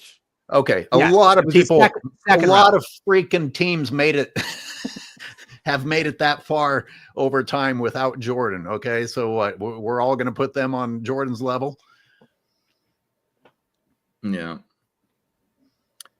Story game super chats. Robin for $4.99. If Pippen is a top 15 player in the 90s, who were 10 players better than Pippen in the 90s? Didn't you Listen, I answer think I rambled off a bunch of guys, but you see, did. I before I ramble off some names again, just for the people out there, for the educational, for the historical record, for everything. Before I do that, what I want to speak to is when someone say, "Yo, shout out to Story Games," once again, a true supporter of my channel. If Pippen is a top 15 player in the 90s, like I said, we could debate whether he's even a top 15 player in the 90s. What we're talking about is how you're remembering Scottie Pippen. You know, what bothered me about the earlier comment is when they said we should give Pippen more credit or he should get more credit. This man's got so much damn credit. He's on the damn dream team. On the damn dream team. He's in the Hall of Fame. You guys remember him. You guys mentioned earlier, Scav, you said something very important, man. You said something about what it's forcing us to do is to look and scrutinize Scottie Pippen more. What does that do? That's what I'm saying. This is when you start to realize that Scottie Pippen's remembered for being greater than he really was, man. And that's why I say they're trying to rewrite their history. When I hear these guys speak, oh, Jordan was 1-9 without Pippen or XYZ, I'm like, wait a second. That's not what I remember watching, man. That's not what happened, man. When you said, oh, name 10 guys that are better than Scottie Pippen in the 90s, I could probably go over 20 guys. Really, if we're being honest, man. The guys that were actually better than Scottie Pippen was, man. If we want to be real, these guys were not even questioned. Scottie Pippen's nowhere near Michael Jordan. He's nowhere near Hakeem Olajuwon. He's nowhere near David Robinson. He's nowhere near Karl Malone or Charles Barkley or John Stockton. He's nowhere near Clyde Drexler or Reggie Miller or Gary Payton. He's nowhere near those guys. Reggie Miller, he's not near those guys. Dominique Wilkins, he's not near those guys. But then we start to think about the other guys like Kevin Johnson, like I mentioned before, man. The Tim Hardaways, the Chris Mullins, Larry Johnson. Was he better than Scott? He made an All-NBA first team over Scottie Pippen one of those years. Larry Johnson, with the injuries, derailed his career. People don't remember Larry Johnson, though, do they? No, there were a lot of other guys out there, man, that were just, was Brad Daugherty greater than Scottie Pippen was? Was Mark Price greater than Scottie Pippen was? There's a lot of, was Sean Kemp greater than Scottie Pippen, man? There's a lot of guys. Shaquille O'Neal, was he greater? Was the Dikembe Mutombo greater? Was Patrick Ewing greater? How many damn names did I just say? Okay. Let's get to the next one. Phil Leotardo for $1.99 says, where does Scap rank LaFraud all time? Where do I honestly don't know at this point. I need to sit down and really hone in. I think just to piggyback real quick on what Robin was saying, I think certain players stand up better when you go in and dig in and look at them and evaluate them closer. Look, when I started I've been doing this YouTube thing and having a channel for like almost 2 years, a year and like nine or 10 months. At the time I started, see, people think I'm like this huge Kobe Bryant glazer, right? At the time I started, I had Kobe 4th all time. The more I look at it, the more I evaluate it. I've always loved Kobe. He's always been my favorite player, but I always had him like 3rd or 4th. The more I look into him and everybody else, all of a sudden, Kobe, to me, I think he's 2nd greatest all time. LeBron, when I started doing this, despite the fact, again, I did not like LeBron when I started, but I still had him at around 6 or 7 probably all time. The more context I look into him, the more context I look at other players that played throughout the history of the NBA, I think there is a legitimate and realistic conversation to not have LeBron James in the top 10. I think, yes, when you look at the counting stats and the 4 MVPs, and he does have the 4 championships only because of the super team stacking tactics that he took and the cowardly mercenary tactics that he deployed to steal those 4 rings. So I guess when you look at the whole totality and the accumulation of stuff, yeah, I can understand top 10. But when you really dig into the context of those championships, what he had to do to get them, I think you can realistically say he's not top 10 because like nobody has Karl Malone top 10. What if Karl Malone jumped around? What if he went to team up with Hakeem Olajuwon? Or like, what if he went to the Sonics when they had Gary Payton and Kemp? Like he would have won a couple rings had he been doing what LeBron James would be doing, and probably we would have Karl Malone top 10. But we don't, because he didn't win those championships, because he didn't do what LeBron did. So where do I have LaFraud as Phil Leotardo here asked me? I'm going to have to really sit down and reevaluate it here. But I think I would say he's fringe top 10, maybe not in my top 10 at this point. All right, let's get to the next one. I know AOH has him like top 70, maybe not top. I know he's got him not top 50. This made me piss on the wall. Uncle Rico's Revenge, I think, super chats AOH. He says, "Goat flopper, LeBron or Patty Mahomes?" Who's that asked to? To I believe it's AOH. Oh, man. It's AOH or Robin. Well, Flopper, LeBron or Pat Mahomes? It's LeBron. I mean, it'd take a lot to pass LeBron. But, well, first of all, I just want to say something about Scottie Pippen's history. A lot of people think that that people look back and analyze and say, oh, he was underappreciated. That narrative started early in his career. Scottie Pippen was being given praise and pity at the same time. You go back to the early games, you can hear the announcers, playing in Jordan's shadow and underappreciated. How in the hell is he underappreciated when you're praising him in his third season? I mean, it's not true. It's not like people ignored Scottie Pippen during his career and only later realized that he was a good basketball player. That is not what happened. And as far as the NFL, what's more disturbing, a lot of people think that the NFL has its integrity, or at least compared to the NBA. I guess maybe compared to the NBA, but that's not saying very much. It's a low standard. I think maybe more disturbing than the blatant cheating on behalf of the Chiefs is the excuse making from the analysts who are saying a lot of things that you hear in the NBA. You're like, oh, well, you earn that at a certain stage in your career. This is fine, or it happens to everybody. It's justifications for what is not good refereeing. No fan wants to see inconsistency. That's a big problem in the NBA, right? We're sick of seeing the rules go for one person, not the other person. And if you're justifying that in the NFL, guess what? You're going to see the same problem as the NBA. Absolutely. Thank you for the super chat. That's what I meant to say. King's Speech Row, I think he super chats. Scap Attack. He says Pippen's problem is he only has 8 Hall of Fame level seasons. But before we get to that, I just want to say, I don't know if we're going to be able to get to the rest of the show because we've got all of these super chats coming in. So I think let's just focus on the super chats. Yep, let's just focus on the super chats because we've been doing them for half an hour, and we're only about halfway through. So wow, that's awesome. Yeah, Pippen's problem is the only Yep. Yeah, King Speech Row. Thank you so much for the super chat. Appreciate it. And yeah, look, I think some of the issue is there's only so many spots available. Like there's a finite amount of things to be ranked, places to be ranked, players to be ranked at. Like us saying Scottie Pippen's like 40 or 50th all time or whatever it is, like we're not, just trying to disparage the guy, but there's only 30 spaces or 35 or 40 space. Like, it's not like everybody can just be top 30 or top 25. It's the same with the top 10 speak. Like, to say someone's not top 10 is like this big, amount of disrespect these days to somebody, but there's a lot of great players who have played and there's only 10 spots. So it's like some really great players are going to have to get left out. Scottie Pippen, we're not saying wasn't a great player. We're just saying that there's probably a lot more players that should be thought of above him that really haven't been until recently, because now we're really starting to examine it more. And I think that's kind of the point of what this show is about.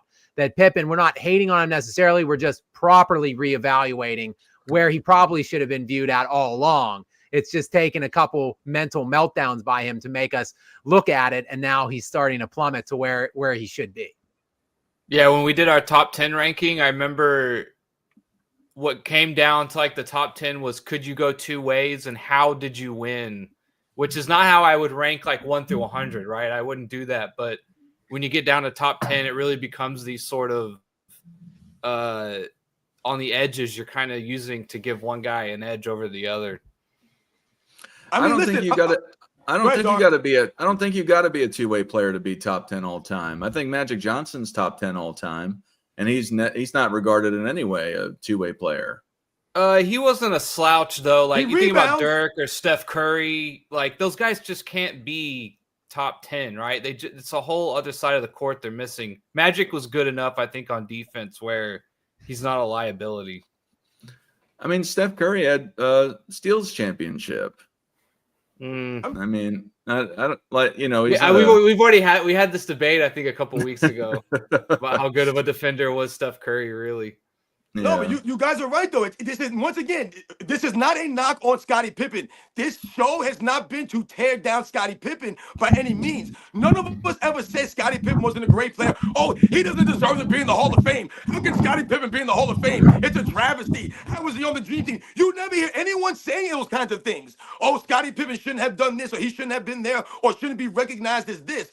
What we're saying here is that Scottie Pippen, like Skev said, he's a great player, but the NBA's history is rich with a lot of great players. I mentioned earlier, Scottie Pippen is arguably not even a top 10 all-time small forward. If you break down the history of the NBA and you think about some of the great small forwards, someone in the chat said I'm an idiot for mentioning Larry Johnson, and they said that I think he's greater than Scottie Pippen. I didn't say Larry Johnson was greater than Scottie Pippen. What I said is if Larry Johnson did not get hurt at that moment in 1993, Larry Johnson made the first All-NBA over Scottie Pippen.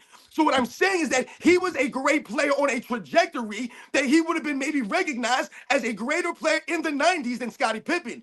But if you think about the all-time great small forwards, you think about guys like LeBron James, you think about guys like Larry Bird, you think about guys like Dr. J, you think about guys like Elgin Baylor, you think about guys like John Havlicek. Scottie Pippen is nowhere near those guys, man. He's not in the same level of, that's already just 5 small forwards all time. So how the hell are you going to be in a top 20 all time or a top 30 all time when you still have guys like Rick Barry, you still have guys like Bernard King, you still have guys like Kevin Durant, you mentioned Kawhi Leonard earlier, you still have all these Dominique Wilkins. There's so many other small forwards that we haven't even mentioned all time. So once again, it's not a knock on Scottie Pippen. We're educating you guys out there and letting you know the NBA's got a lot of great players, man. Scottie Pippen don't got that staying power.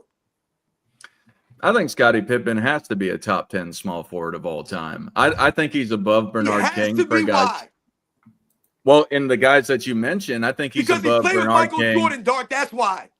Well, that is a big part of the reason. But yeah, exactly. I Am think I the correct? greatness that. Am I correct that Sean Kemp didn't make the top 75 team? He's not in the Hall of Fame. AOH. Okay. I'll take Sean Kemp over just about any power forward Kevin today. Johnson's not even in the Hall of Fame. AOH, that's a travesty, Kevin Johnson not being in the Hall of Fame. Tim Hardaway is in the Hall of Fame, but Kevin Johnson's not. And that's, once again, not a knock on Tim Hardaway. Kevin Johnson was better than Tim Hardaway, man. I watched these guys in the 90s, guys. Kevin Johnson was a better player than Tim Hardaway, man. The fact that he's not in the Hall of Fame is ridiculous. Sean Kemp would horrify today's players. They wouldn't come out on the floor. I was just watching a Sean Kemp documentary. My God, I don't want to be anywhere near that guy dunking. I don't want to be anywhere near him. Word. MacMan super chats Robin for $5 says, my man's Robin's classic rant. Yo, listen, man, they know the deal, man. You know, like I said, sometimes I go a little off, I go a little crazy, man. But like I said, at the end of the day, man, I'm trying to give you guys the facts. I'm being honest with you guys, man. This is how I view these guys. It's not based off statistics, man. It's not based off accolades. You guys were talking about LeBron James earlier, Scap, you know, where you would rank him all time, and you know, you could reel up the resume. LeBron James is a paper champion. On paper, he looks amazing. You take LeBron James' name off the resume and you read off the accolades. You read off the stats. Oh my God, this guy's amazing. Blah, blah, blah, blah, blah. But when you find out it's LeBron James, and then like you said, you start to look into the resume. This is why when you have a resume and you go to a job interview, this is why they have references and they call these people and they ask them about you guys. That's why they do that. I could write anything on my resume. I could write, I have 3 Lamborghinis. I have 5 homes. You guys think I look silly with these posters behind me? I'm just joking right now. I got 10 houses, man. I'm just playing around with you guys. Anyone can say anything on their resume. This is why they call up and check on you. Because what's going to happen? You're going to go to that job. If they don't do that, you're going to go to the job. They're going to think you're someone you're not. And you're going to look like the fool. And guess who that guy is? That's LeBron James, guys. Because when you look into his resume, he looks like the fool. All right. Cash super chats, I think AOH for $9.99. It says the only reason LeBron has won a chip at all is because the NBA front office told the refs hands off the merchandise. What do you got to say about that? Yeah, it's worse. Yeah, I was just breaking down the Celtics game using the TNT Overtime app recording that I did. It's not only you aren't allowed to touch LeBron, LeBron's allowed to do whatever he wants to you. I mean, the shoving in the back and the offhand stuff and the offensive fouls, the leading with an elbow and his headbutting people on his way. I mean, he's getting the benefit both directions. Don't touch me and I can do whatever I want to you. I'm waiting for him to start driving the lane with a baseball bat in his hand and then still not calling anything. Thank you for the super chat.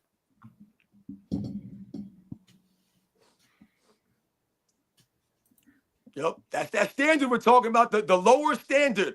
But like you mentioned earlier, Gary Payton will say that LeBron James can dribble the ball better than Michael Jordan, even though this man dribbles up to his damn neck with his palm under the ball, man.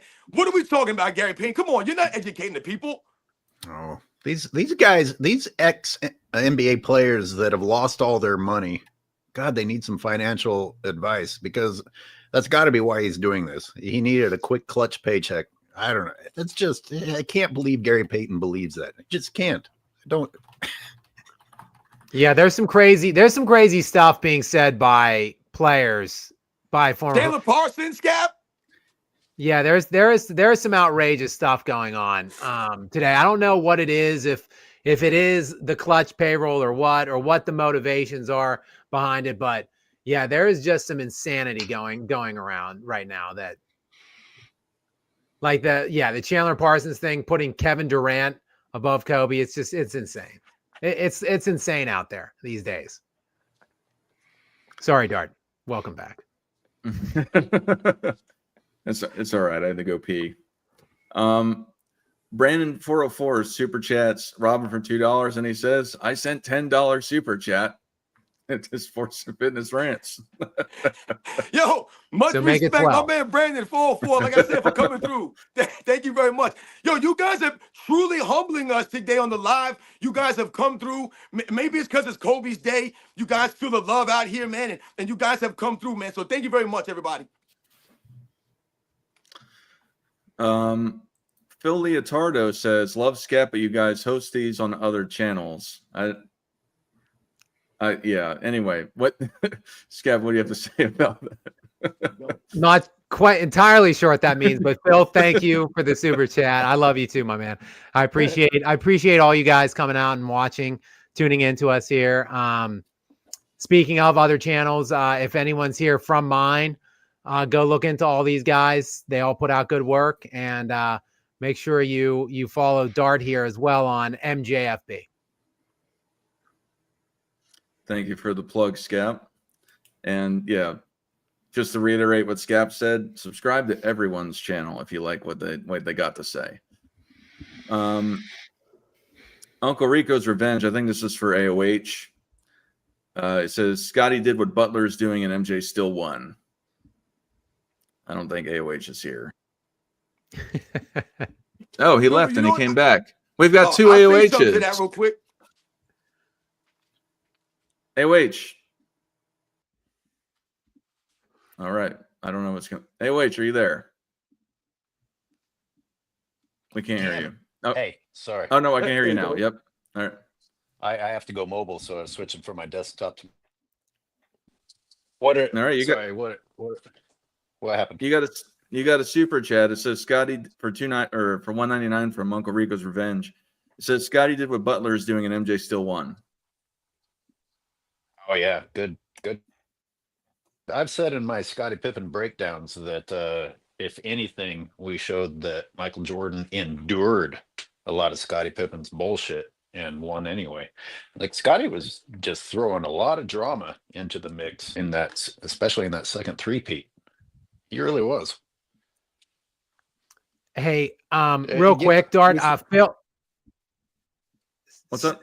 Sorry, let me just interrupt real quick. Phil Leotardo actually followed back up, and he wanted to clarify. He meant this show, is it only on my channel or the other channels? So I'll let Dart, I'll let you explain to him. I think you host the this is you're on your channel, and then if the rest of us link it, then you can find it on their channels as well. Is that correct? Just lay it out for Phil and for everybody else. Real quick. Yeah, Phil and everyone else. So this show is being hosted by me, which is on Michael Jordan Fans Are the Best MJFB channel. You can find it at either the first part or the second part or all together.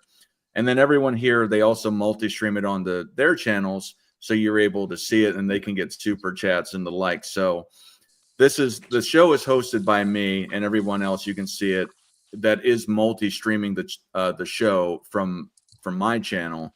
You can see it on their channel. So that's why you're able to see it on Scap's channel. So it's not only on Scap's channel, it's on everyone else's channel that's in this show right now. We actually have around 560 people watching. Oh, versus if you're on Scap's channel, the 210. So it's decent amount of people watching right now. Yeah, shout out to everybody, man, for real. Yeah. But to follow up with that, Cash super chatted Scap for $9.99, and he says Kobe did what he did without help from the league front office or mainstream media. Imagine if he were catered to like LeBron is. What do you got to say about that?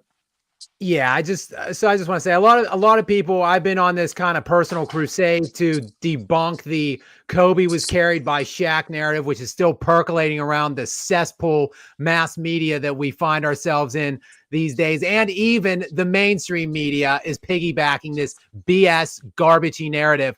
But even more so than that, just to talk about the media, look, I hear so often, probably the only thing I hear more than Shaq carry Kobe is, oh, well, Kobe only has one league MVP.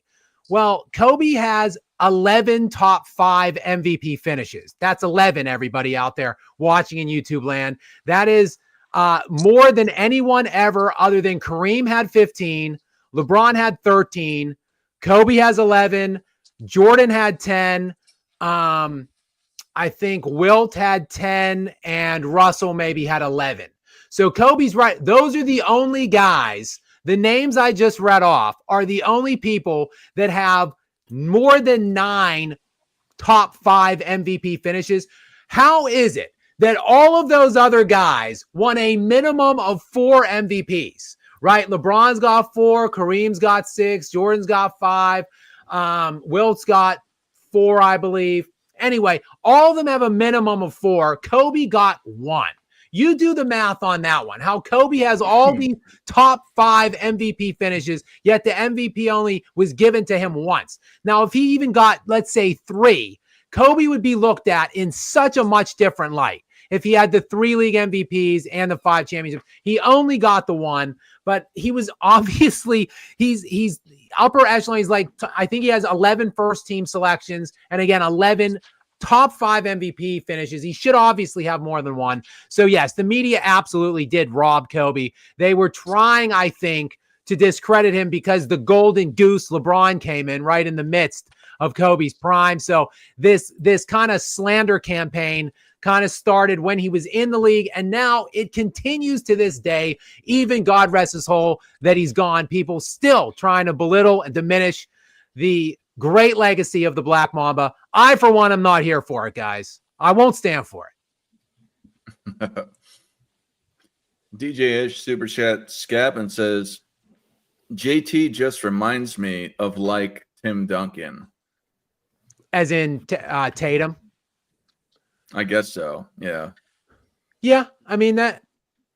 I guess. I mean, I think obviously Tim Duncan's to me much better than Tatum. I think Duncan's defensive level is definitely much above his defensive level, and impact overall is a big, of course, was substantially higher than what Tatum's is. And I think Tatum's got a lot more help than Duncan at this point had. Not to belittle Duncan's supporting cast, because he did have a good supporting cast there, especially in the second half of his career. But Tatum's got an absolutely stacked roster in a fairly weaker conference. So I don't know. I guess his mentality is easygoing way. It doesn't seem His like mannerisms. Tatum, yeah, mannerisms I could kind of see. Yeah, I could see the comparison. When he acts out, it comes off very like fake. You know, like his being mad and tough doesn't seem like real. You know, I don't think Tim Duncan's ever acted mad or tough. Tim Duncan holds the ball. Jason Tatum is nothing like Tim Duncan. Yeah. yeah. I don't think so either. Yeah, I have love to the disagree. DJ Uncle Rico's Revenge super chats for 199. It says, and I think this is going to AOH or Robin, but it's asked to Scap. It says, I wonder if Fisher went to Barnes' house. I don't know, Dart. Do you know? Are you getting that reference or? I am. Fisher was not a very cool guy in respect to Matt Barnes' ex-wife and family, but it's neither here nor there. But yeah, like you know what? Slept with his ex-wife. Y'all don't know this story? I was alluding to I don't it. know. Oh, yeah. Okay, yeah. Fisher slept with Matt Barnes' ex-wife, and then Matt Barnes confronted him, and it was a whole thing. It was in the news. Okay. You know what, man? You know that reminds me, man? It reminds me of the fact that, some of these guys, they play through a lot of these personal issues, man. You know what I'm saying? They showed up to work. They did what they had to do. If it's funny. You think about the Spurs, you could also talk about Tony Parker and some of the things that, he was being talked about doing, behind the scenes. And then you think about the situation, the topic that we're talking about today, the Scottie Pippen stuff. I mean, if Scottie Pippen's around the money, right? If Scottie Pippen really feels the way that he does, he really felt this way, all of these feelings, whatever the case may be, then if you really think about it, that actually enhances Michael Jordan's greatness. This man actually did what he did despite this snake of a man, this kind of teammate. This is who he was, his best teammate of all time, Scottie Pippen. This is how he felt about Michael Jordan behind the scenes, Scottie. And the man still was able to do 2 3-peats with you. I mean, to me, that's what I'm starting to get from a lot of this stuff, man. Like, damn. Because, like I said, when I grew up watching this stuff, what I thought I saw was these guys looking like great friends. Whether they were best friends off the court or not is irrelevant. They looked like great friends. They looked like they enjoyed playing the game together. Once again, when I talk about a word like synergy, and I'm talking about the dynamic between these guys, there really, to me, has been no other synergy to that degree, where it was almost like a big brother or a teacher and a student and a guy who helped to pull you along. No one really you could name in the NBA's history. There may have been 2 great players playing together, but not to the fact where that player really brought that player along. And like I said, the dynamic on both sides of the ball, man. And for this man to come along all this time later and make these kinds of statements, it really is, once again, a slap in the face to all the people that support Scottie Pippen, because, once again, we all love and respect Scottie Pippen. This is not enjoyable for us to have to set the record straight on the things that Scottie Pippen has said because it makes us look like we're hating on this man. No, this man is forcing us to tell the truth. If you really want to go back in Scottie Pippen's history, go watch the games right now. You go watch the 1995 Eastern Conference semifinal against Orlando Magic. Michael Jordan takes all the heat for that series. He takes all the heat. What the hell did Scottie Pippen do? Was he the one coming back from baseball? Was he the one that was rusty? That was the time for Scottie Pippen to lead Michael Jordan, to be the guy that everyone says he is now. Where was he in 95? He wasn't there. He actually went down a level from the series before against the Charlotte Hornets. But where was Scottie Pippen? Michael Jordan takes all the heat for that. He didn't blame Scottie Pippen. Hey, yeah, man, I just came back from baseball. Why ain't Scottie Pippen lead us out there? He ain't average 35 points a game. He ain't doing nothing. They blame Michael Jordan for what? Turning the ball over from Nick Anderson, man. Yeah. Yeah. Right. Man. DJ Ish. Hey. Oh, what's up? AOH? Wait, hang on. Before we go on, before you switch to this next one, Dart, because I have a feeling that Robin's going to go off on this next super chat.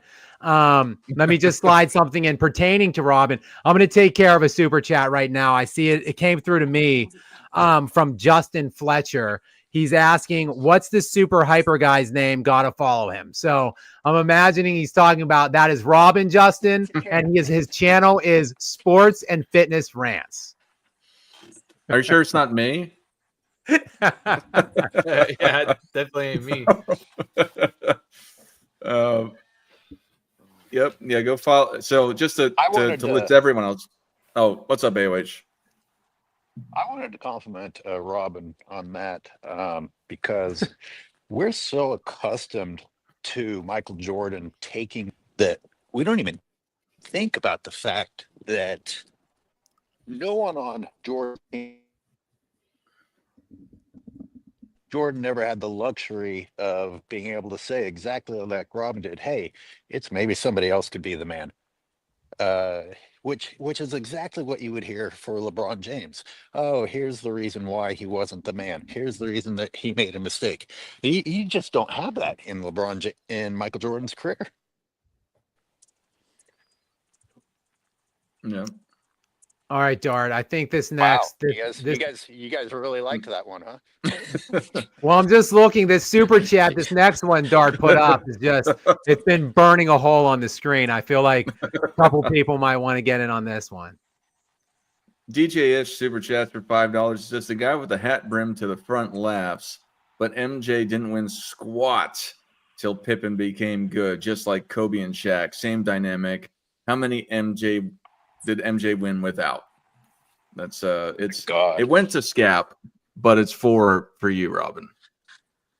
Oh well, I mean, listen, they mentioned Kobe and Shaq this. I don't know. Maybe I'll let Scap go ahead and do it, and I'll follow up.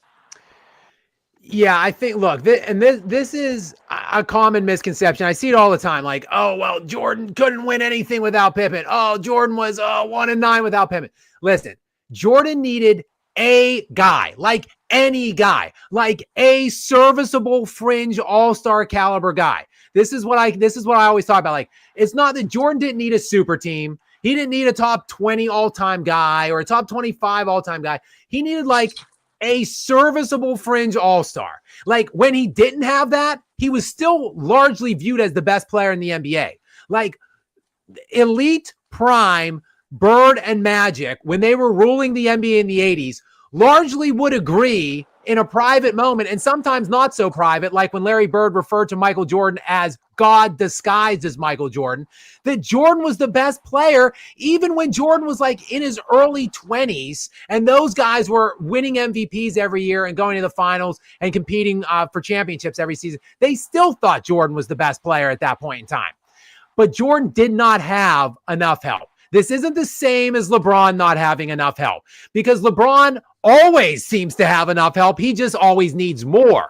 Jordan needed just any semblance of a viable, real, like, guy that he could rely on that was a serviceable fringe all-star. Like I said, that happened to be Scottie Pippen. To me, it could have been any number of like 10 to 15 other guys that were playing in the NBA at the time. It just so happened to be Scottie Pippen. And then what happened? Oh, Jordan just won every single year. That's why, to me, like, it was Kobe when after Shaq left, because this guy mentions Kobe, DJ Ish. Thank you for the super chat, by the way. Kobe, when Shaq left, was the best player by far to me in the NBA, but he didn't have anything. He needed one guy, one serviceable fringe all-star guy. They got Pau Gasol, and then what happened? Oh, Kobe went to 3 straight finals and won back-to-back. That was the dynamic to me with Pippen. They're not equals. He just was a means to an end to Michael Jordan, in my opinion. I want to thank DJ Ish for upping my timeline. I have a rough draft making fun of this whole narrative in the members section, and I'm going to go ahead and just finish that today. Ish, if on the screen so that I can lambast you in the video itself, that'd be great. DJ Ish, by the way, real quick before you take it, Robin, he came back in. He just responded to me with another super chat. Said, yes, Gap, and the guy was Scottie Pippen. That's the point. Shaq needed Kobe. See, again, I'm not looking. That's kind of comparing Kobe to Pippen. That's a bit slanderous, in my opinion. Kobe was at a much, much, much higher level than Scottie Pippen. To me, if we're talking about Kobe and Pippen, again, I would kind of invoke Pau Gasol's name. To me, Scottie Pippen and Pau Gasol are the more comparable type players. Like, they were lucky to be there. Like, yes, Jordan needed somebody. Yes, Kobe needed somebody, but it could have been any number of people. Like, it was Pippen and Gasol that were the fortunate ones to be that guy, because Kobe and Jordan were going to do what they did if they got any number of other guys that were a serviceable contender and competitor for them. Listen, this guy said, he called me the guy with that hat brim to the front. No. Listen, I'm the guy who's educating you right now. So I want you, listen, this is not personal either. I'm educating. This is why I'm here. This is why you guys are here, to be educated. So let's think about this once and for all. Let's think about it and be very clear here. I want DJ Ish to super chat in a penny, whatever you want to do. Put it in what I'm about to ask you here. I want you to name me the NBA player that had 6 or more NBA championships that had less help than Michael Jordan. Less help than Michael Jordan. You name me that guy. You put him out there, a guy that won those championships, had less help than Michael Jordan, man. You put him out there, man. Let me know who he is. That's number one. Number two, and more importantly, you're making, once again, a fatal mistake like a lot of these clowns out here. Michael Jordan, you're holding to a higher standard than anyone else in the history of the game. Because what are we talking about here? Michael Jordan's not allowed to have any help. He can't have any good teammates. God forbid Michael Jordan had a teammate that made an all-star team, that was an all-NBA performer, that played good defense, that showed up to work every night. God forbid Michael Jordan had that, because no other player in NBA history had that. No one else had that. I want you also to think about this, DJ Ish, my man. How many times was Scottie Pippen in the NBA Finals with Michael Jordan? How many opportunities to win a Finals MVP did he have? And how many Finals MVPs did he actually win? Now, we can argue back and forth, oh, he's not going to win one playing with Michael Jordan. Well, Joe Dumars won playing with Isaiah Thomas. James Worthy won playing with Kareem Abdul-Jabbar and Magic Johnson. Cedric Maxwell won playing with Larry Bird. There have been Tony Parker won playing with Tim Duncan. There have been many great players that played with other all-time great players, but they stepped up in that moment and they earned a Finals MVP. Scottie Pippen had 6 opportunities. If he was really that close to Michael Jordan, if he was really a top 5 90s guy or a top 10 90s guy, then I'm telling you guys right now, he would have won at least one of those Finals MVPs, because he would have stepped up to a degree, because he would have had that kind of game. If you look at the stats, DJ Ish, who has the lowest supporting cast in NBA's history to win championships? It happens to be Michael Jordan. Who led the oldest championship team in NBA's history? It happens to be Michael Jordan. Michael Jordan is still the only player in the history of the game to win a championship, to lead a team to a championship, having one other player in double figures. That guy being Scottie Pippen at a whopping 17 points per game. Thank you, Scottie Pippen, in 1997. Yeah, I think you can even modify what Robin just said real quick, and then we can move on if you want. He said who has 6 championships or more that had less. I think you can cut that to like what all-time great player won 3 championships with less help, even 3 championships with less help than Jordan. To me, it's nobody. Jordan had definitely the lowest amount of supporting cast overall to be dynastic than as any all-time great that we look at. Yo, Kareem Abdul-Jabbar is considered by a lot of people a greatest of all time contender. One of the guys that you would always mention. This man has 6 championships. He's got 2 Finals MVPs, man. 2. So does that mean that Kareem Abdul-Jabbar didn't have no damn help? No, he had guys out there doing that damn thing, man. All right. I'm the guy with the brim hat to the front, though. You answer those questions. Grandpa loves the people. Super chats for $10. I'm not sure if it was the AOH or Robin that said Pip did make Jordan's job easier. Not saying he couldn't win without Pip. The main reason he's getting clowned is for his personal life and time wearing his heart on his sleeve. AOH, are you there? If you want to answer it. I'm here.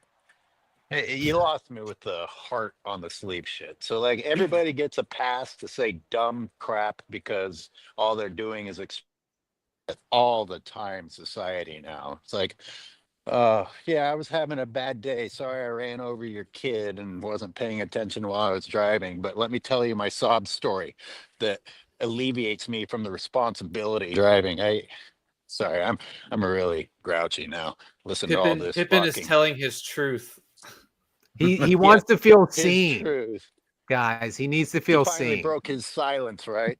Yeah, many of these videos breaks his 10 hours have gone by since the headline breaks his silence. My God. Look, we said it earlier. Yes, Pippin's mouth is what has caused this avalanche of people going back and realizing, wait a minute, you overpraising yourself and bad mouthing your team, thanking God you were fortunate enough to get to play alongside Michael Jordan, is what has caused all of us to take another look at you.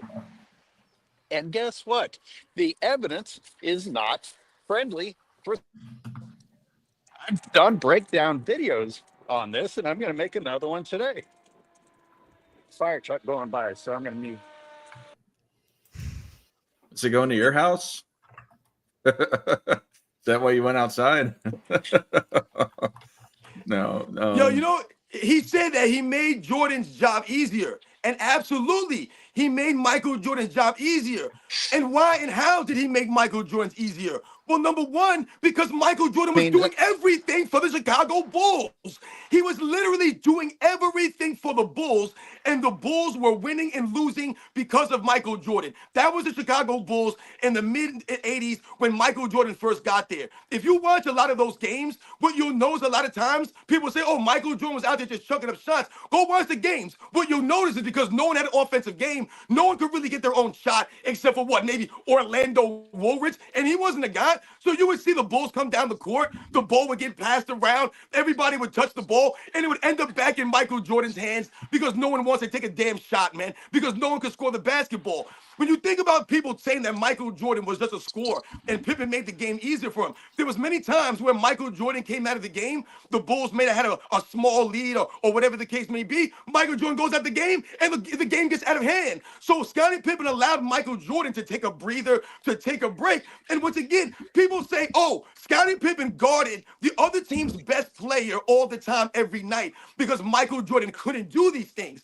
It wasn't about Michael Jordan not being able to do these things because that's what he was doing the first several seasons he was in the league. But how is that going to help the Bulls or maximize their chance of winning games and being a championship contending team when your best player has to literally carry your team on offense and guard the other team's best perimeter threat every night? That's not smart basketball. That's not going to help you win. So Scottie Pippen, that's not a knock on Michael Jordan, man. I love when people talk about the 91 finals to tear down Michael Jordan. They'll make up a narrative that Scottie Pippen guarded Magic Johnson and that turned the series all of a sudden. No, it turned the series was Michael Jordan hitting a goddamn game time shot to send the game into overtime in game 3. That's what changed the goddamn series. It had nothing to do with no Scottie Pippen playing defense, because if you watch the series, that wasn't necessarily the case. So once again, these are the facts that we're talking about. They're trying to create a narrative around Michael Jordan, and they'll say, oh, Michael Jordan was getting the business done to him. Here's Magic Johnson was schooling Michael Jordan. So what? He's Magic Johnson. No duh, he was doing Michael Jordan out there. He does everybody. That's why it's Magic Johnson. What are we talking about here? We got a super chat from Precision Building for $10.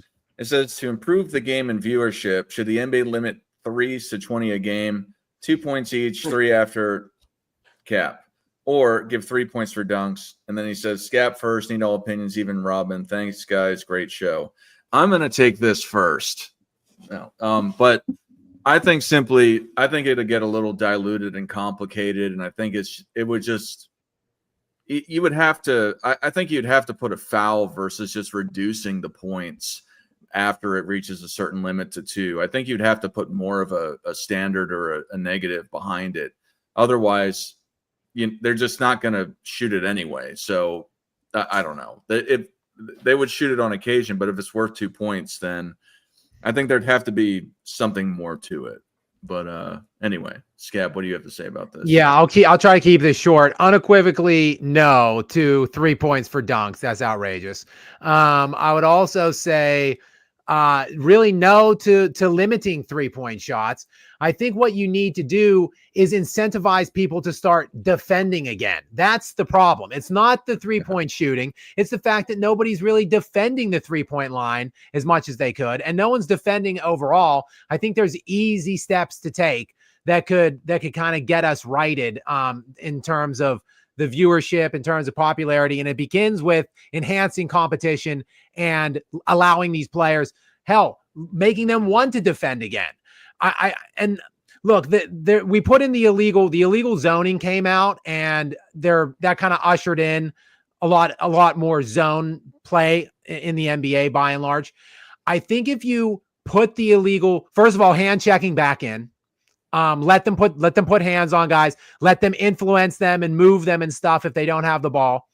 And then secondarily, if you put the illegal zoning rules back in, you're essentially forcing people to play one-on-one basketball more, which, do you want to get beat on by the other guy? I think zoning allows you to kind of remove the responsibility of a guy going off. Like, some guy gives you 45 or 50 points. You say, well, I wasn't really defending him. He was in like whatever, like he was in the quadrant of the zone or whatever, or we put a lot of different guys. We try different personnel on him or whatever. No, let's make you responsible for guarding this guy. Like if you want to see this guy have 45 or 50 points on you, it's going to be you that's giving it up. Like, will your personal pride actually kick in and make you want to defend harder and play harder? And let's go ahead and give these guys the tools that they need in allowing them to be more physical and put their hands on players again. I think the 3-point shooting would kind of take care of itself if we started doing those kinds of things. Yeah, I mean, I'm sorry. Was somebody going to go? No, but on a sidebar, I'm going to have to get going soon. So we got a lot more. So if we, I just wanted to add on to what you guys were saying. To me, what would help also, I mean, I think Scabby, the money, the physicality of the game, bring back the hand checking, things of that nature, it'll make the game more of a rivalry, feel more competitive. And also bring the standard back of the officiating. Force these guys to dribble like Bob Cousy back in the 50s and the 60s. Force these guys to not be able to take 4 or 5 steps and carry the ball that way, because then they won't have the freedom to do what they do. When people tell me, oh, the guys back in the day couldn't guard these guys today because they're so skilled with the basketball. Yeah, you may be able to say that on face value, but why would that be true? Because these guys can manipulate the ball. Who's going to be able to guard someone that can take 5 steps and carry the ball everywhere? That's why these guys are so dynastic. So if they up the standard of officiating and really scrutinize these guys, I think that would help the game a lot too, man. The current state of palming the basketball is just utterly disgusting. It drives me nuts. Yep. AOH, anything to add on that? Sure. I would say that in addition to LeBron James not being a good ball handler, he's allowed to commit offensive fouls when someone actually tries to do something about it. It's like, hey, here, I can't dribble. If you want to try and steal it, I'll just shove you to the ground and the rest will do absolutely nothing about it. Interesting. In lieu of Dart, he did flash up this next super chat from Luffy D King for $1.99. I don't know who it's to, but my name's on it. So Luffy, if that was to me, I appreciate it. Thank you very much. And the question here is Steph Curry over LeBron and KD all time. And this is going to be a long topic, long question, and a long answer, which we don't necessarily have today. Maybe since we're going to be matriculating towards the All-Star game, and all 3 of these guys were voted All-Star starters, despite the fact they're, I don't know, like 45 years old each. Maybe this is a conversation we can get into for a whole show possibly down the road. I think, gun to my head though, Luffy, real quick, just to succinctly put it, I think Curry won the most challenging championships of all of these guys I think the two that he got without KD are better than any of KD's or LeBron's. So I think maybe I would probably start considering Curry, even though I don't like any of those three guys. But gun to my head with just those three, I might consider Curry, yes, over LeBron, definitely over Durant. Consider Scabby. the 2022 one, and because people will put Clay as a part of a super team. They won 2022 despite Clay.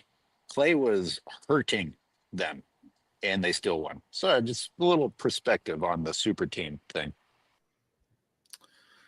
Scab, you got another super chat from Giuseppe DeRosa for $2 that said, who had more help, LeBron or Harry Potter? Giuseppe, thank you very much for the super chat. I'm not very well versed in the Harry Potter universe. I've seen the movies. I haven't read the books. I don't know, so I don't really know what the answer to that one is. I'll tell you this: LeBron's level of help has been kind of commensurate to the Avengers in my estimation. So I would say maybe LeBron has more help than the Avengers. No, I'd say less help than the Avengers, more help than Harry Potter. Let's put it that way. I don't know, man. Harry Potter had a lot of help. Nick has revealed himself as a Harry Potter nerd, everyone. There's a funny poll I like to bring up all the time, and it's men and women ranking the best movies of all time, and Harry Potter is like 5 of the top 10 for women. And of course, men, it's like Dirty Harry, all these other war movies, stuff like that. It's like really funny to see in real time. We got another super chat. The Scab that says, Grandpa loves the people. Only a specific type of personality could play with Jordan. Oh God, I'd love to jump on that. Grandpa, thank you so much, everyone. Thank you guys. I seem to get a lot of super chat things today, so I really appreciate you guys. Thank you very much for supporting me, the channel. Please go out and look into all these other guys. They're great as well. They put in great work on this platform too. And I agree. It did take a certain personality to play with Jordan, just like Kobe. I mean, these guys are demanding. They were perfectionists through and through to themselves. They expected nothing but perfection out of themselves. So why would they expect or allow anything less from the teammates that they had? So not a lot of people could play under those demanding kind of situations that they put these players in. So agreed. Really, it's just somebody who's willing to do their job and enjoy the best being next to them. Yes, but a lot of these guys don't want that, AOH. They just want to make their money, be celebrities, have fun, today. enjoy themselves, Sure, if we put on there, people today wouldn't be able to handle it. Is that supposed to be a knock on Jordan's personality? No, but I think Pippen is flashing. I think Pippen is showing in these interviews and stuff that he kind of does have a mentality of today level players. I think maybe Pippen is he's kind of thinking, what is that what the Clark song Born Too Late or whatever. I think Pippen is wishing he was maybe born in 1995 or something, and he could be playing now in the NBA.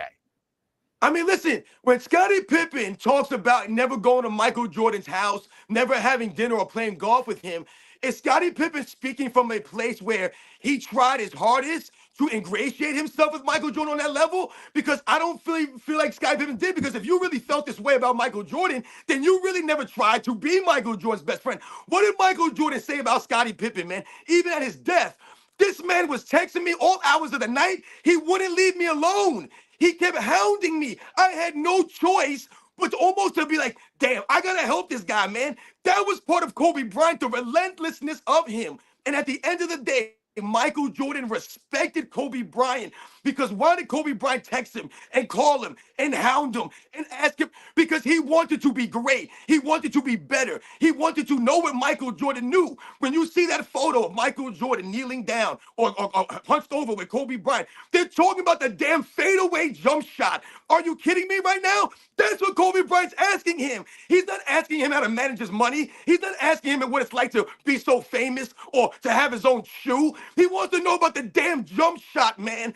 That's why Kobe Bryant and Michael Jordan had that dynamic that no one else had. Not LeBron James, even though he looked up to Michael Jordan. Not Scottie Pippen. No one else. Because Kobe Bryant went after that relationship and he earned that level of love and respect from Michael Jordan. To me, Scottie Pippen did not try to do that. So for him to turn around and say, oh, I wasn't best friends with Michael Jordan or whatever, you didn't have to be best friends with Michael Jordan because you were the best teammates. And that's what he really feels it should have been. Yep. Justin Fletcher super chats Scap for $5. It says the old players say what they say because they still have emotional damage from the L's MJ handed in the finals. Yeah, Justin, thank you so much again. And yeah, I think that's a good point. And I think maybe that's why Kobe's getting slandered so much today, because these other players, maybe there's just some innate jealousy that kind of follows these players. And particularly with Pippen, I think there's no doubt about that. That Pippen sees the way Jordan's regarded today and is basically just jealous that he doesn't get more shine. Can I jump in on that? Because it's also your core personality. You know, I don't think you'll ever hear a John Stockton badmouth Michael Jordan because he lost to him. But also, John Stockton's life has never been based on shine. Mr. Minivan driving up to the game. He appreciates his career. He had a very hard time in the West. He was always up against some tough guys, and it's sort of sad. I think it's sad. I was cheering for John Stockton and Karl Malone against Michael Jordan, but you know, you're not going to hear. I think it's a certain personality type that's going to be swayed by the changes in society. Because look at all these guys. Even if they didn't used to think this, they're like, oh, look, I could go on somebody's talk show and give my version of history and try and tell the world that I was actually better than I was and make up for the fact that I didn't get a championship. And there's some guys that just aren't ever going to stoop that low. Yep. Yeah, I'm not trying to rush through these, but I do got to get going soon. But I'm trying to give all the super chats, to be flashed on the screen and be addressed. I'm not sure who this went to. It's either to AOH or Robin, but it's from Trey for $1.99. It says Zion sucks as a Pelican, Zion sucks should be a comma as a Pelican fan. Never plays games or something like. Anyway, without my critiques of how it's written. Robin, you want to? Robin, you want to? Yeah. I mean, listen.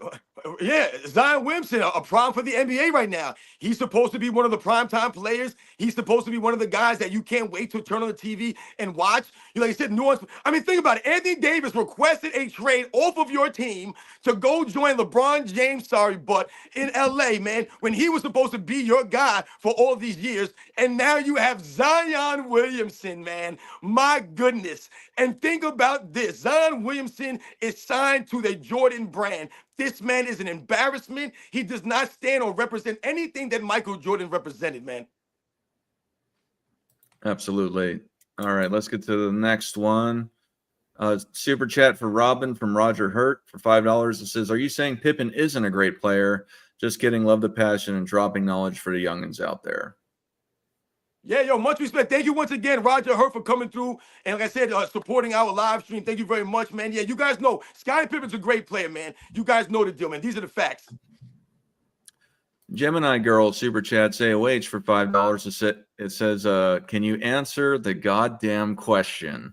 Or is it more like this? Can you answer the goddamn question? Hey, I'm glad you caught that. Glad you caught that live against Gilbert. I've got a lot of Gilbert Arenas videos in the queue that I need to. That's got to be your intro, man. Yeah. Thank you for that, Gemini Girl. Roger Hurt for Scap, but it's linked. Roger Hurt, this isn't going to Scap. It's going to whoever you're watching on. That's how the super chats work. It super chats the channel you're watching.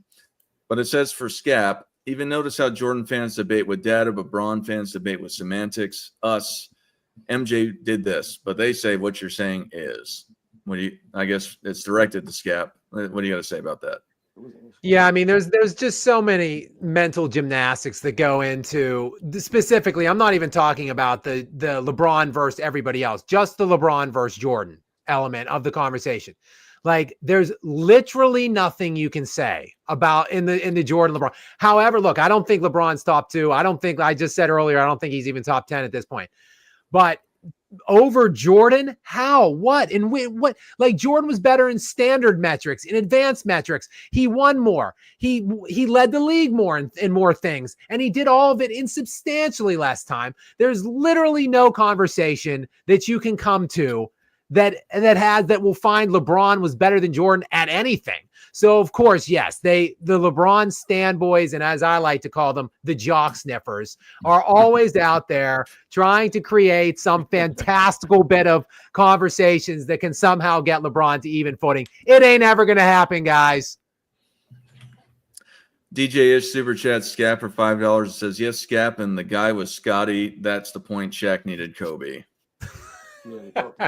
DJ Ish is back. DJ Ish, thank you so much for your rabid involvement in this stream and for your continual live chat or super chats to me. I really appreciate it. But we're not going to see eye to eye on this one, DJ Ish. If you want to talk Pippen and something Kobe related again, let's talk Powell. Because Kobe needed someone of like 20 guys in the league at that time, just like Jordan needed someone of like 20 guys at the time, and it happened to be Pippen. Like, again, these guys, Powell is immensely grateful for Kobe Bryant. Like, Powell has a jersey hanging in Staples. He's in the Hall of Fame. Like, he's considered a fringe top 75 player because of Kobe. Like, if you look at the non-Kobe years of Pau Gasol, he wasn't that. He wasn't any of that. And that to me is what Pippen is. Like, without Jordan, if he didn't play with Jordan and get that level, of attention and get, I think, some accolades that he probably didn't deserve because the team success, because of what Jordan was primarily doing, I think that we wouldn't be looking at Pippen in the light that we see him in, even the depreciated light we see him in right now. Cash, I want everyone to understand something, man. When Scottie Pippen came into the NBA, right? You know who the Rookie of the Year was? It was Mark Jackson, guys. Mark Jackson, man. And no knock on Mark Jackson, man. He's the last New York Knicks player to win Rookie of the Year. But that's who won Rookie of the Year, not Scottie Pippen, man. Okay, so let's just be clear. And even if it wasn't Mark Jackson, you know who was drafted that year was David Robinson, but he had to go to the Naval Service for a couple of years, man. So once again, where was Scottie Pippen as a rookie, man? Mark Jackson was the Rookie of the Year. Good point. Cash super chats $9.99 of cash to Scap with the hang loose thing. Word. Cash, thank you very much. Appreciate you. Hang loose to you too. If that thumbs up, I appreciate you, Cash. And again, I appreciate all you guys that are super chatting, but even just all you guys that are out here that are interacting on the chat, that are watching us here today. Really appreciate you guys. Derek 77 super chats Robin. It says MJ for $4.99. It says MJ just needed a descent 1984 Olympic college team to dominate the entire NBA with their all-stars. Man, yo, once again, thank you very much, Derek 77 and everyone who's been, this is insane right now, the level of involvement, the level of support you guys are giving us right now. When you talk about the 1984 Olympics, I want everyone to think about this. It's very important we think about this. This is Michael Jordan, who never played a single minute in the NBA. This is Michael Jordan, the kid. And what are you seeing there? All he needs is a little bit of help. Some guys that know how to play the game. Someone like a Patrick Ewing. Someone like a Chris Mullin. All of a sudden, man, these guys are unstoppable out there, man. This is what Michael Jordan did, man. All he needed was a little bit of help to go out there and dominate the game, dominate the All-Star, so much so that it came to a point where Oscar Robertson, who was coaching the Olympic All-Star select team against Michael Jordan's team, against Bobby Knight and Oscar Robertson got to a physical altercation on the sidelines.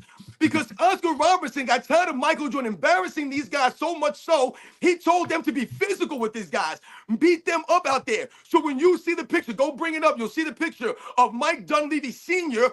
grabbing Michael Jordan across the face. That's in the Olympic trials. There's two pictures. There's one of the Detroit Pistons doing that, but there's also one of Mike Dunleavy Sr. grabbing Michael Jordan across the face. Michael Jordan went at Mike Dunleavy Sr. in that game, and Oscar Robertson and Bobby Knight got into it on the sidelines, man. This is what Michael Jordan was doing to people out there, man. When people talk about, oh, he got Scottie Pippen, he was 1-9 without Scottie Pippen. Why was he 1-9 without Scottie Pippen? Once again, you're not keeping the historical perspective or the historical record out there. They act like Michael Jordan was out there, choking it up, going against some also-ran teams, man. He wasn't going against Roy Hibbert and Paul George's Pacers. He wasn't going against Carmelo Anthony's New York Knicks or DeMar DeRozan's Toronto Raptors or the Atlanta Hawks with Kyle Korver and Paul Millsap. He was going against some of the all-time great teams, man. You're talking about some of the all-time great teams, man. That's why that man was losing.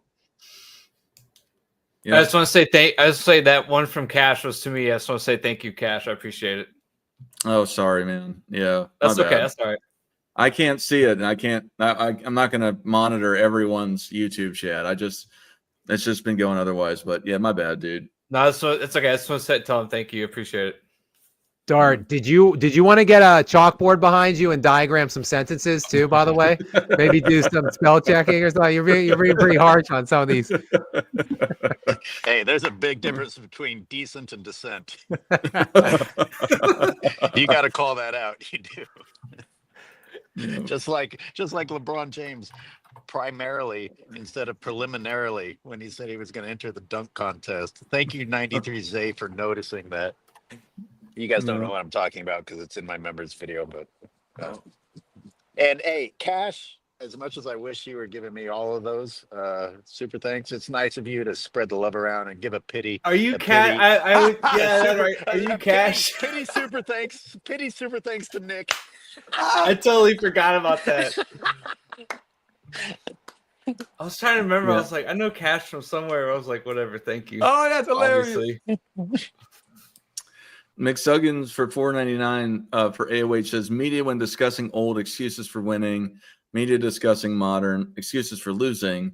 Just an observation. Love the streams. Cheers. What do you got to say, AOH? Well said. Nice and succinct. I think he spelled everything correctly too. Well done. IFB Sal for $2 for Scap says, what's your top 10 player list?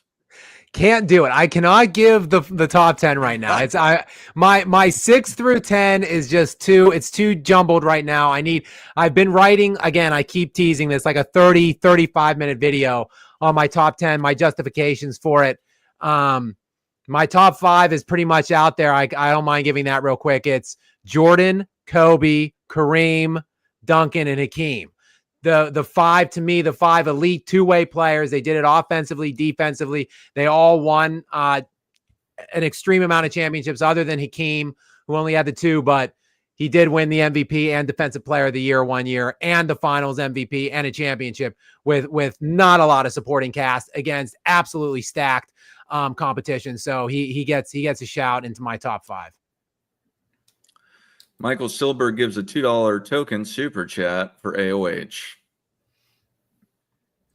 That's what it says.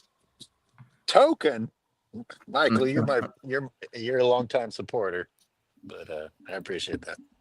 Thank you. Adidas 20 for $5. It's I think it might be Gilbert Arenas. For the panel, LeBron set a record that Muggsy did not set. LBJ's shot was blocked by 512 different players over 22 years. Wow. That is fantastic. Yeah. That's great, man. Impressive.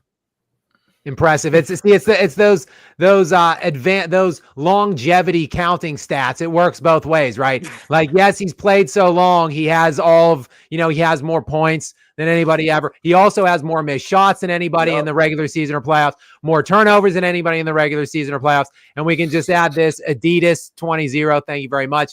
He was blocked by 512 different players. Impressive, LeBron. Strive for greatness.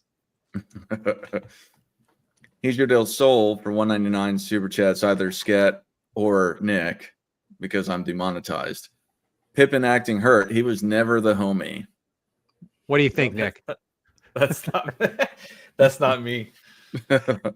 I agree. He never was the homie. I agree. If that was to me, hi, Joe Del Sol. Thank you for the chat, and I agree with you. Yep. Michael Silberg super chatted this to AOH, but it's directed at Scap. It said, will Kerr and the Warriors ever stop bending over forward and backward for Draymond running small ball just to keep him relevant and in charge? I absolutely hate Draymond Green. I don't mind saying that. Is hate too strong of a word? I don't think so. He's one of my least favorite players of the modern era, and that's saying a lot because I like practically no one in the modern era. But Draymond Green is amongst the scummiest of all of them. He is a career enforcer who thinks that he's like a 30-point per game career player. Like, bro, like he's an 8-point career NBA scorer that's going to be in the Hall of Fame. Congratulations, because he too kind of coattailed himself to 4 championships, of which I don't really think that he was very attributable to. But that's my own personal take. And he keeps crying about, I just saw him crying on some kind of podcast the other day about he wishes Jordan Poole would get over it already. Get over the fact that, you know, he sucker punched Jordan Poole in the face as hard as he could and is like 60 pounds heavier than Jordan Poole while they were teammates in a summer practice. Yeah, sorry, I guess get over Jordan Poole. Or maybe Draymond Green, just shut up. Shut it down, my guy. Like, do we need the podcasting players? Sorry, I don't want to get on another rant, but I don't like these players actively podcasting when they're still active players in the NBA. That's just me, and Draymond's one of the preeminent guys that does it. No, but you know, it's very important, Scott, what you're saying there and what you're doing. Because once again, this is about setting the record straight, man. When you're talking about putting out the education and giving the perspective, the context behind this stuff, it's important that we talk about someone like Draymond Green. And once again, let's think about Draymond Green. You mentioned he's probably going to get into the Hall of Fame on the strength of, you know, playing with someone of the dynamic abilities of a Steph Curry, but also due to some of the accolades that he received. This man has a Defensive Player of the Year award accolade on his resume. This is what I talked about earlier, was a resume on paper. Draymond Green, wow, he's one of the elite defenders. So let's say you're a casual fan of the game. You don't know much about the game. You look at Draymond Green, you hear him on his podcast tell you he's one of the great defenders. He calls himself the greatest defender in NBA's history. So when you look at his resume and you say, well, he won a Defensive Player of the Year award, maybe he has some cachet here. Maybe that's true. And then you hear us talk about guys like Kobe Bryant, or you hear us talk about guys like Tim Duncan. You hear us talk about guys like Patrick Ewing, or someone like Scottie Pippen, who have no Defensive Player of the Year awards on their resumes. And I'm going to tell you, those guys are miles ahead of Draymond Green defensively. You're going to say to me, well, he don't have a Defensive Player of the Year award. That's why it's important that we give the context and we educate people that because we can go back and say, oh, well, this guy wasn't that great. He didn't average XYZ stats. Well, back in the day, they didn't even keep steals and blocks. So how are you going to make that argument against those guys, man? It sounds ridiculous, man. Rudy Gobert, once again, 4 Defensive Player of the Year awards in this era. Are we to believe that he's miles that far ahead of Tim Duncan defensively? It's insane. I got to say that I think you're very unfair to the glue guy of the Golden State Warriors, Draymond Green. And I've said this, I haven't brought this up in a long time, but he is the reason why they've won all those championships. That's all I got to say. If literally whenever he had words with KD, whenever him and KD got in the spat, and then they suspended Green for 1 game, and basically then essentially sided with Green. If the front office would have come out, unequivocally condemned Green, suspended him indefinitely for conduct detrimental to the team, then either traded him or offloaded him in some way in the offseason, dropped to their knees and kissed Kevin Durant's feet, they would have probably 6 or 7 championships now at this point. So whatever. That's some glue guy right there, Dart. He cost them 2 or 3 championships probably. You know what else would happen is that Draymond Green would have fallen into oblivion and we wouldn't be listening to his stupid podcast or seeing that stupid Kia commercial that's been on for 3 goddamn years and makes no sense at all. Yo, but remember, Steph Curry got to take some culpability for a lack of leadership, man. That's part of the problem for Steph Curry, man. This is part of the things that you're supposed to be stepping in there and putting your foot down. Don't be a little shy, light-skinned, scrawny dude, man. Go out there and show that you're the leader of the Golden State Warriors. It's your team. That's why Kevin Durant went there, because he's not a leader. Steph Curry was supposed to be the leader, man. But you allowed Draymond Green to be the emotional and the glue guy, like Dart is saying, when the man's out there kicking guys in the privates in the NBA Finals. That's not glue. Did Dennis Rodman ever put himself in that position? No. You know why? Because Michael Jordan's leadership. I want people to go back and they'll tell you, oh, Dennis Rodman should have won the Finals MVP in 1996. If you go back, what are you? You're looking at the stats? Go look at the games. How many times was Dennis Rodman on the verge of being ejected from those games? This man was on the verge multiple games. Frank Brakowski, Sean Kemp, whoever it was. But Michael Jordan was reeling this man in. Dude, we need you out here. I'm going to help you help me. That's leadership. I thought you were going to say, Scap, that they would go and bend down on their knees and kiss his ass. They could do that. They could have done that too. It couldn't have hurt. That Kia commercial must be local because I don't think I've seen it. You're kidding me. God. You're kidding. Thank God. Yeah. I started a video breaking it down years ago, and it's still on. I never published it. I was like, I got more important things to do. Robin, I think you talked about that stupid commercial, haven't you? Yes. Hey, just to be clear, like the paler you are, the softer you are. No, I was just saying that's how people are viewed. You know, I said something earlier in some of my videos when I talked about when I was growing up. People who played soccer, the Europeans, they were considered soft. Not because they are soft. That was the way that we viewed them as Americans, the soccer players. Why would we view them that way? Because they were known as floppers. That's how the Europeans were known back in the day. That's why now they laugh at us. We're the floppers. So when we say someone's soft, or I say don't be a soft light-skinned dude, once again, I'm not that dark-skinned like my father is. So people are going to test you or try you differently because traditionally or has your reputation of being soft, man. These guys, that's how people view Steph Curry. Where's your leadership at, dude? There's a super chat from Roger Hurd. It says, if Hakeem and MJ were on the same team for their whole career, who would be remembered as greater? What would they have accomplished? And this is to Robin or AOH. Robin. I mean, listen, these are the things that we were talking about. See, this is where I'll give Scottie Pippen his credit. We can't just sit there and say, oh, because these guys were so great individually, and yes, their games may have went together, or they were so great all around, that means it guarantees them to win championships. That's not necessarily always the case, man. But we've seen with someone like LeBron James. It doesn't always work just throwing together guys that are talented. When I say the dynamic, the synergy between Michael Jordan and Scottie Pippen is very important, man. I give Scottie Pippen his just due. We all did growing up. Because remember, Scottie Pippen had to go through those practices with Michael Jordan. He had to go through those workouts with Michael Jordan. He had to put up with a lot of stuff, man. But for you to come back all these years later, it speaks to your character, what is inside of you. Because instead of being proud and happy for you to be playing with the greatest player, or who many people consider the greatest player, you would think that he would take it as an honor. So when I hear him speak, it doesn't match up to what he does. Think about the Hall of Fame induction. Why would you ask Michael Jordan, man? You could have asked anybody else. You could have asked anyone. You could have asked Phil Jackson or somebody. You could have asked somebody else, man. But you asked Michael Jordan for a reason, man. Because Michael Jordan meant that much to you. In that moment, you were thinking clearly. You were being honest. I want to just mention something real quick.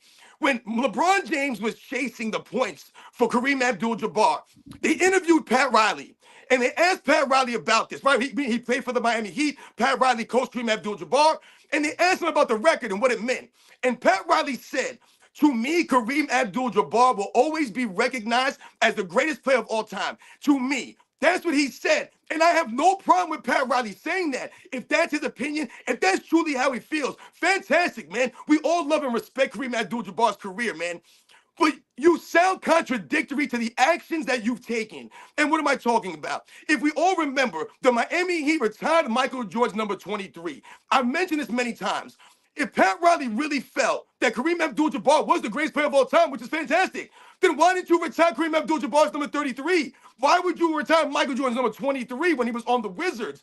And you, in fact, said that you guys are doing this to recognize Michael Jordan, what he meant to the game as the game's greatest player. But then you say Kareem Abdul-Jabbar is the GOAT. So these things don't add up sometimes.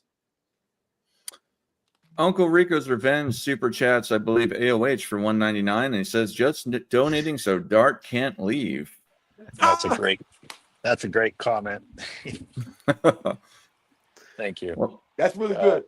So I'd like to spend 5 minutes breaking down this comment.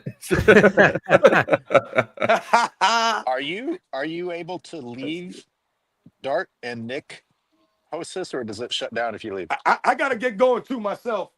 Yeah, same here. Yeah. My wife's But gonna yeah. kill me. Yep. Eddie T. This is the last super chat anyway. Okay, Eddie cool. Eddie Nice. TV says, shout out to AOH, Sports and Fitness, and Scat. Keep your foot on these Brawn Gobblers necks. All you guys inspire my channel. Brawn Gobblers. I like that one. What do y'all got to say about it? I'm gonna call them Brawn Goblins. Yo, that's why we're here, man. Thank you. Thank you, Eddie TV, and good luck. Good luck with your channel. Best of wishes to you out there with it, and thank you for supporting all of us. Real. You got anything from AOH? Let's see. Yes, Man, this is a great live, man. yeah, I know, and I just ruined it. Sorry. What? No. I'll just say thank you.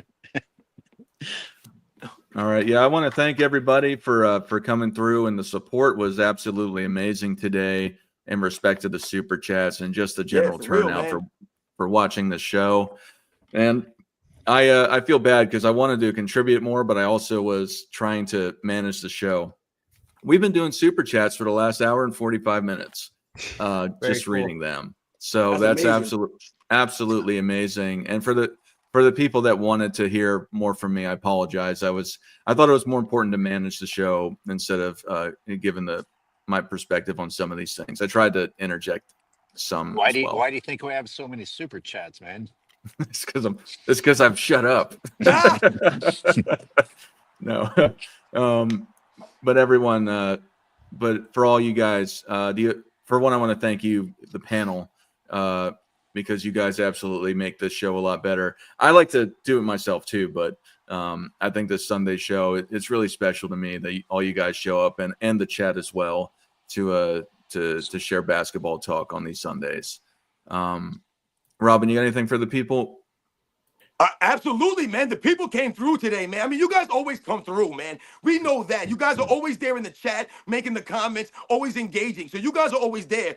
The fact, like I said, that people will donate monetarily to any one of our channels for any reason is, like I said, to me, truly, truly humbling, man.